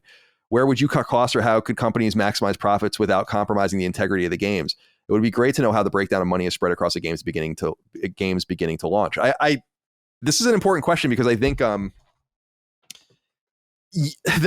you don't have to compromise on quality. I think about the Uncharted trilogy. Each of those games is what, 12 hours long, something like that on the PS3, something like that. Maybe a little less, a little more. And today you look at a game like that and you're like, would that just be one game? I mean, is that like what the expectation is of people? We had a more movie quality to games for a while, which I think was or like seasonal TV approach, which was like this acceptable experience of 10 or 15 or 20 hours. And I think that the best way to control budget is to go back to that. It's awesome that there are games that are huge. I think it's awesome that Starfield is going to be huge. Like I said, I think it's cool that Final Fantasy 16 is this bulbous game for people that want it to be. But I think the baseline needs to be brought back down, and that the easiest way to save money on games is to just not make them so big. It's just a kind of insanity at this point that everything has to be so huge. I don't want lifestyle games in my life. Like I don't want games to become jobs. I want to move on. I like playing games, plural. So that I've even spent 3 weeks with Final Fantasy 16 at this point. It's like, that's a lot of time. I'm eager to move on. I have other things I want to play and things I want to do. Yeah. So stick around, tell your story. I want to have a great experience with it, but I really don't need you to justify yourself in terms of time played, because I just think that I'm experiencing over and over again with my favorite games of the last couple generations that they all seem to share this common theme that they all just stick around for way too long. Do you think that some of this is a reaction to, I feel like the big controversy was when The Order came out, which there's a lot of problems with that game that people can argue for. But remember how before it came out, someone's like, oh, the whole, you can see the whole game on YouTube and it's 6 hours or something. And that really, really stirred people up. Just that it was short enough that someone had it up and online that fast. But I don't know. I just wonder where the data is, where people are like, oh, we got to make this game at least 40 hours or something like that. It's just goofy because I'm actually looking at howlongtobeat.com for The Order. And this is how bullshit this all is, where it's like main story, main insides, and completionist. So 7 hours, 8.5 hours, and 10 hours for The Order. First of all, there's no universe that The Order takes 10 hours to beat, or even 8.5 hours really to beat. There are no side quests in the game. You're getting... I platinumed it fucking 7 or 8 years ago, and I remember this. You just find collectibles. Yeah. The problem with that... See, the problem with The Order 1886 was... I think there is a difference between 6 and 7 hours and 10 or 12 hours. That too is true. I don't want the game to be over in 6 hours. I just don't want to be there for fucking 25 hours. You know, like we have to, The Order deserved all of the gruff it got. That was insane. And I know, you know, Sony and Ready at Dawn had a lot of beef behind the scenes. Sony knew that game was going to be a problem before it came out. They, as I wrote at the time, it's like they were so obsessed with, I saw the game over and over again. They were obsessed with the technology in the game and not obsessed with delivering the game. Look at how Galahad moves. Look at his cape. Like I remember being at Gamescom and seeing that stuff. Like I had almost never been shown a game like that before. It was clear that they had nothing ready to show, because this must have been, God, in 2013, I guess, when I was at Gamescom that year. And we went behind the scenes to see the game, and they were showing it in a white box, like the game running in a white room with Galahad running around, showing animations. That's what they showed. So The Order, there's a lot of attempted revisionism, and I'm not saying you're doing this, Dustin, but there's a lot of attempted revisionism with The Order, and I'm like, no.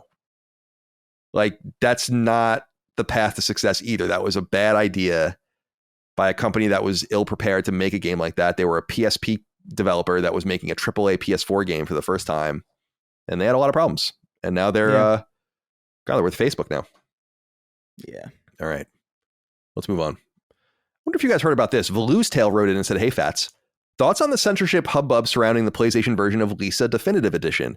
Is this not that big of a deal, or are we venturing down a slippery slope in regards to content changes in video games? So, Dustin, let's go back to you. I don't know if you're familiar with this game. This game actually looks kind of cool, but Lisa Definitive Edition is this like role-playing game that when I look at gameplay of it, it reminds me of Earthbound a lot.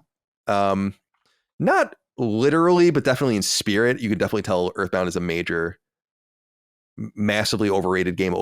Earthbound is a major touchstone for this. And I say that with great pride. I don't know if people remember when I finally played Earthbound in 2020 for Knockback, and I'm like, this was the game that you guys were all hyping up all this time. Like, this is it. But clearly it's touched the Mother series, as it were, has touched a note. So this game is coming to PlayStation as well as other platforms. Now, the publisher, Serenity Forge, people will know Serenity Forge because they were the publisher of Doki Doki Literature Club, which is a game you should all play as well.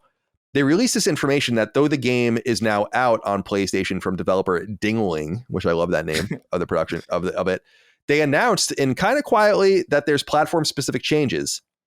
And it says, quote, a few more changes were made on the PlayStation only on PlayStation only in order to launch the game. on that platform, but we're happy to say that none of them affect the meaning and intent of Lisa. Now, I'm not reading the stuff that they were talking about earlier about some of the changes they made because I think it was a PC game, very similar to Doki Doki Literature Club, again, where it comes from a more obscure place and that's being proliferated more. So I don't want to spoil what the game's about for people specifically, but you'll know this. It says, quote, for the PlayStation version of Lisa, we've added a notice about the protagonist at the beginning of the game. Additionally, cigarettes have been renamed to cigarette candy. Joy is no longer referred to as pills, and alcohol has been renamed as soda. Basically, all the changes are not a big deal. I was reading a Reset Era post about this, and you got to take Reset Era with a... By the way, did I tell you my idea that I want to infiltrate Reset Era and just see if I can get an account there and start fake posting there? I'm going to totally do it. I have a verified account there from my old company. Oh, do you really? Yeah. They'll be able to track that, unfortunately. Yeah. I want to do in other words, I want to do an earnest sociological experiment on Reset Era and see how long I can get away with it.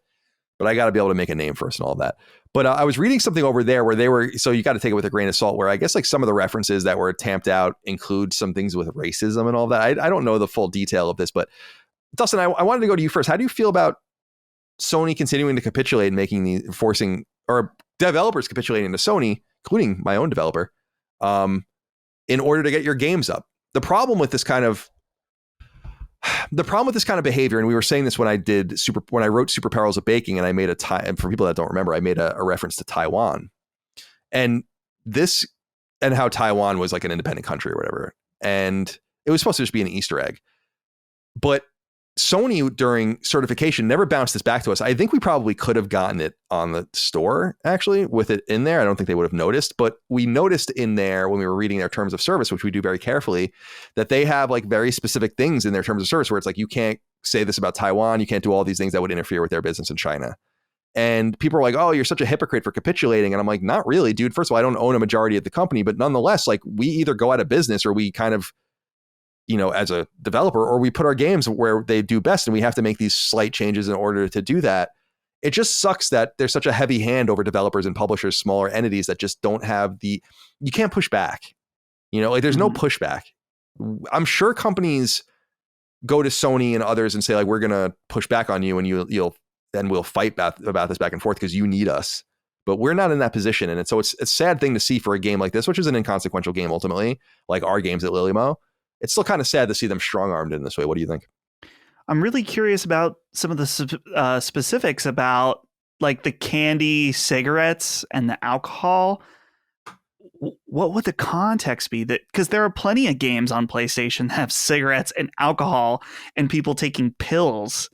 Is it because they're being used by children or something in this game? Which, seeing that, I was watching. I looked up just some of the general trailers, and then I was watching Donkey's video about it. And this game definitely seems pretty dark, so I wouldn't be surprised if that could be an element of it. But it does just seem like an odd thing to censor. And then I don't know. I think I saw that same Reset Era thread where they were talking about some character that apparently looks racist or something, so they're going in and changing. As I understand, that was removed from all the versions. Which is interesting. Yeah.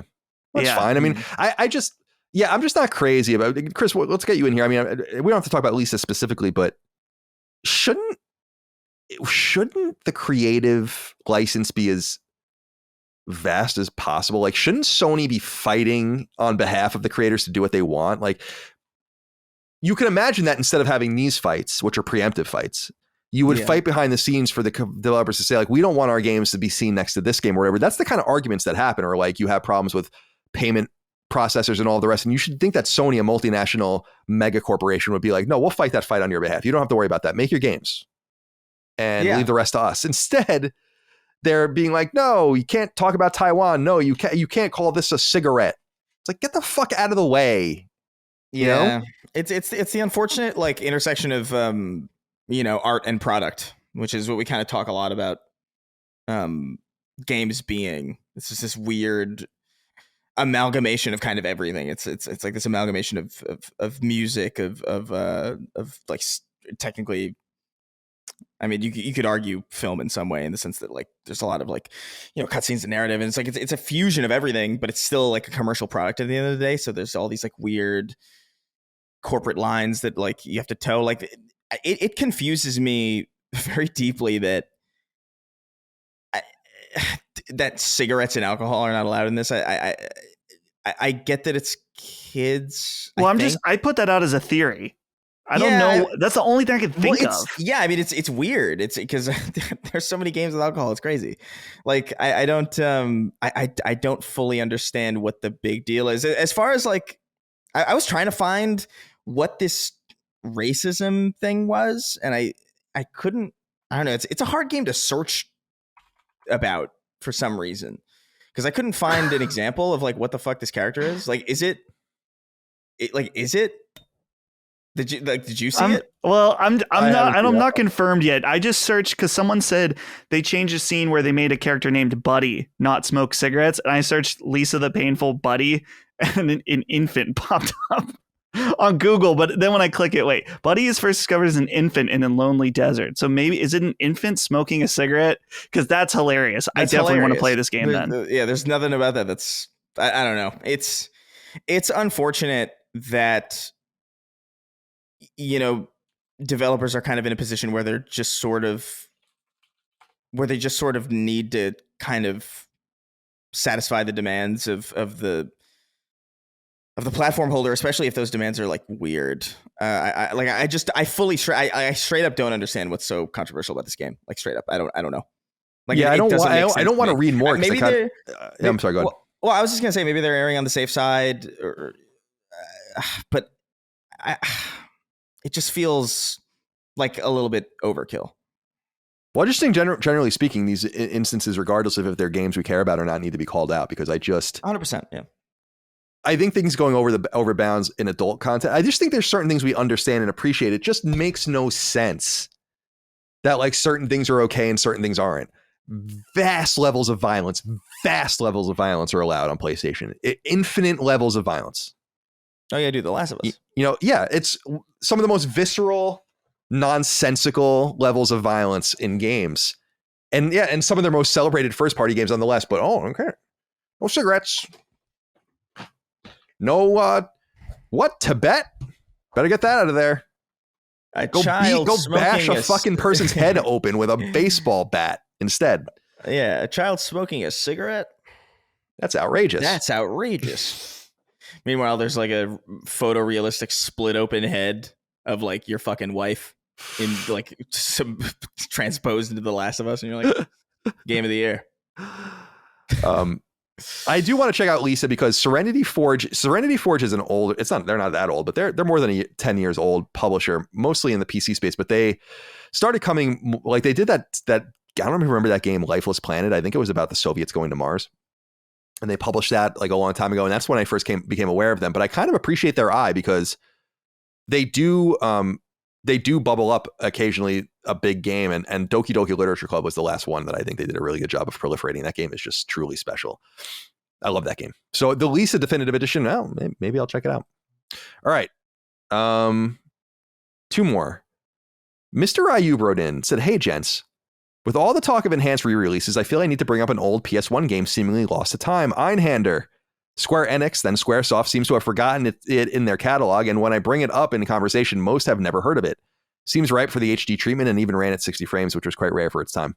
Anyone remember this one? What say you?" Of course I remember this game. I was more interested to know if you remember this game, because I feel like people bring this game up and don't really know what they're talking about. I'm not saying you guys, because it never comes up. But people bring up Einhander as a PS1 Squaresoft game, and I'm like, do you know what Einhander is? Because I think, like Bushido Blade, it's a little bit different from what they were very well known for during that time. And Einhander is actually a side-scrolling shooter, not unlike Hybraxia. And I was attracted to everything Squaresoft when I was a kid. So whether it was Parasite Eve or Brave Fencer or whatever, I was buying all of that stuff. So this was a game that I was very familiar with, and I would be interested to see it come back, but I just don't know if there's any excitement for Einhander. I don't hear very much about it. It's certainly not one of the better known games, although it was well reviewed at the time. Not one of the better known games that the Squaresoft certainly released during that era. But for people that don't remember, it came out in 1998 in the West. So this was after Final Fantasy VII, after Final Fantasy Tactics, and so on and so forth, before Final Fantasy VIII. Dustin, do you have any knowledge of this game? I imagine this game is probably fairly valuable. Yes, it is. In the retail market, because I don't think there was probably very many of them made. Yeah, I was just checking, because I know I've seen this at different shows before and knew that it was definitely a rarer game. the complete price on this one, $176. Nice, for I got this it. game. So, but Some yeah, box somewhere. Yeah, this is. I was watching some of the gameplay when you had mentioned this, and it's definitely.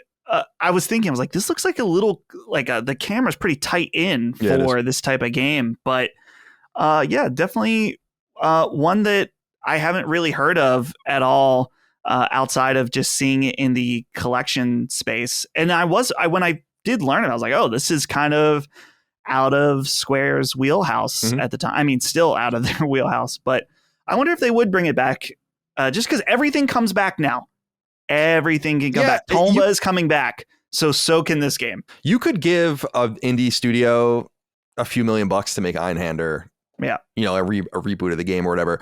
I think what's funny about this game to me is I think that Square was mostly interested in doing it to kind of stretch their knowledge of 3D. And I remember kind of reading that at the time. Do you remember this game, Chris? Or I mean, you were young when it came out, but do you know anything about it? Dude, this is the first time I'm even hearing of this. Like, this is no, not even in passing have I heard of Einhander. So I assume this is a pretty rare find as far as like its existence in like retail markets. But like I didn't know anything about it. Tight cameras, by the way, Dustin, in this era, very common. It's what I complained about with Super Metroid. I'm like, why are you so big? And I think the thing is that they were making these beautiful models. It was obviously easier to make things bigger than, I guess, you know, in this 4:3 space, in this 3D space, you want things to be explosive. There's actually like really beautiful in Einhander, like really beautiful explosion animations and stuff when you kill things. But I think that 16:9 really solved this problem. So if you even just put if this game was just remastered and put into a proper aspect ratio, it would probably look so much better. Like it would probably not need to change or zoom out at all. But I totally hear you. This isn't a sprite, obviously, because it's in 3D, but the massive mega sprites of the late SNES era, they always stick with me. I'm like, why are they so big? Why are you so big? This is taking up too much space. Yeah. All right. Shout out to Einhander, Squaresoft original. And finally, YB wrote in and said, hello, Sacred Crew.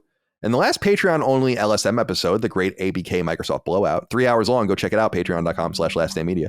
I was surprised that no one mentioned Bandai Namco as a good acquisition target for Sony.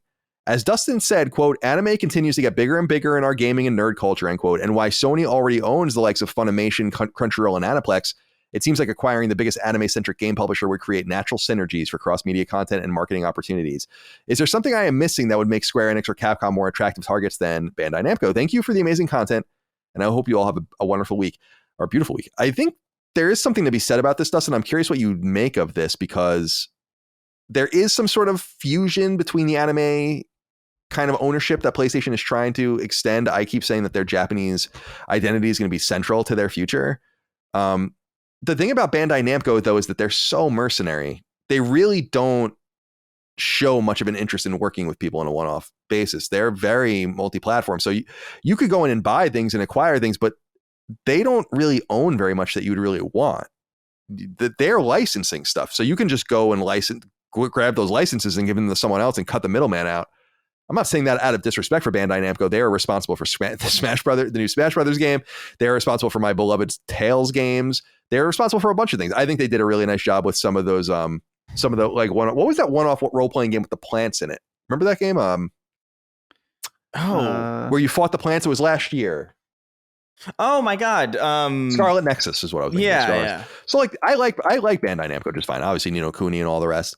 But I just don't think they don't seem like available. Like they don't seem to be like they're just too mercenary. I just feel like that's possible, but I would imagine that probably not them. The thing with them is that they would, if that was ever even possible, like that would kind of be, I feel like they would exist in a Bungie capacity. You know, like they would absolutely be like their own vertical outside, because you're not going to get Bandai Namco to go, you know, exclusive. First of all, that would be dumb. But I'm trying to like figure out like what would you even own? Like they obviously, Namco owns. Well, I don't know. Does Namco own Elden Ring? I would assume so. They own Dark Souls. Do. Yeah. And then you would get some stuff like Pac-Man, Tekken, Galaga, Soul Calibur. Yeah, I mean, I don't know. I just don't the Mr. Driller, I guess, Rolling Thunder, games like that from old Namco games, but I don't think there's anything really there for you. Nice gritty reboot of Mr. Driller. The write-in, Mr. Let's see, YB brings up a great point, at least about Sony. I mean, they don't really have a monopoly quite, but it feels like it, that they own both Crunchyroll and Funimation, which sucks, by the way, because Crunchyroll's app is fucking horrible and they have no reason to fix it. Who else is out there in the anime streaming space? No one. So yeah, it's really annoying. I hate the fact that they own both of them, but I think I could see there being that, that Jim Ryan synergy where you own these streaming services and then you partner up or own the company that has the most partnerships with these different anime games to release. But at the same time, these anime games do often sell pretty well, but they really are sold on their license. Most of them are not very good. They're not all bad, but a lot of them are. So I think that would be a bit of a conflict as far as the cultural aspect of releasing games. And then you mentioned some of the biggest IP, like specifically Elden Ring, Dark Souls, Armored Core. They own those IP, but they don't own the team that makes it. And I think that, I don't know, we'll have to see if eventually someone makes a Bloodborne 2 and it's not From Software. We already kind of tested the waters with the Demon Souls remake, but a lot of that success in that IP is attributed to the creator of being From Software. I'm completely convinced that at this point that Bloodborne's hasn't been revisited for some reasoning that it requires From Software to be involved or something. Like there just has to be some weird contractual reason. It's just, I refuse to believe anything else at this point. It's been more than 8 years, which is kind of crazy when you think about it since Bloodborne came out. All right, let's get the hell out of here. It's time to go. This is a shorter episode, so that should please people. Much shorter, actually. Huh? 3 hours, 36 minutes. That's very short for us. Let's go around the horn and say goodbye to everyone. Chris, you have anything to say as we exit? Damn it, dude. I honestly have to pee so bad. It's crazy. Yeah, me too. It's nuts. Let's do it right now. All right. I'm going. Dustin. I'm visiting the bunker this weekend in Ohio, the deli on the Circle. Nice. Exciting. Because we're going to a gaming event out that way, and I thought this is the perfect time for me to visit. Yeah, man. So try the sandwich. Let me know what you think. I'll report back, and we'll see. Maybe I can get the plaque up, cut the ribbon or something. No, I would never actually do that. The cutting of the ribbon thing, that would be the douchiest thing ever. Oh my God. But I don't know. Maybe should I bring a framed photo of some kind there to place on the wall? I feel like that would be. Yeah, that'd be cool. It might be all right. Yeah, I wouldn't mind that. Make yourself at home. Oh yeah, I'll put my demand stuff while I'm there. All right, my friends. Well, thank you for taking the time to talk to me today. And thank you all out there for your love, kindness, and support of all things Last Stand Media, Sacred Symbols, Defining Duke, etc. Patreon.com/LastStandMedia for early ad-free access. LastStandMedia.store for merch, including new merch. We're excited for you guys to check all that stuff out. We'll see you next time for more. Until then, goodbye. See ya. Take care, guys. Sacred Symbols, a PlayStation podcast, is a product and trademark of Last Stand Media and Collins Last Stand LLC, and is proudly recorded in the USA. The show is conceived by, is written by, and is directed by me, Colin Moriarty. My co-hosts are Chris Raygun Maldonado and Dustin Furman. The show is produced by executive producer Dustin Furman. It's edited by associate producer Ben Smith. All of Last Stand's theme music is by my best friend, Ramon Narvaez. As you know, all of Last Stand's shows, including Sacred Symbols, are fan-funded on Patreon at patreon.com/laststandmedia. The following names are at the producer level on Patreon, our highest tier, and we're grateful for your thoughtful and kind contributions to our independent endeavor. Thank you.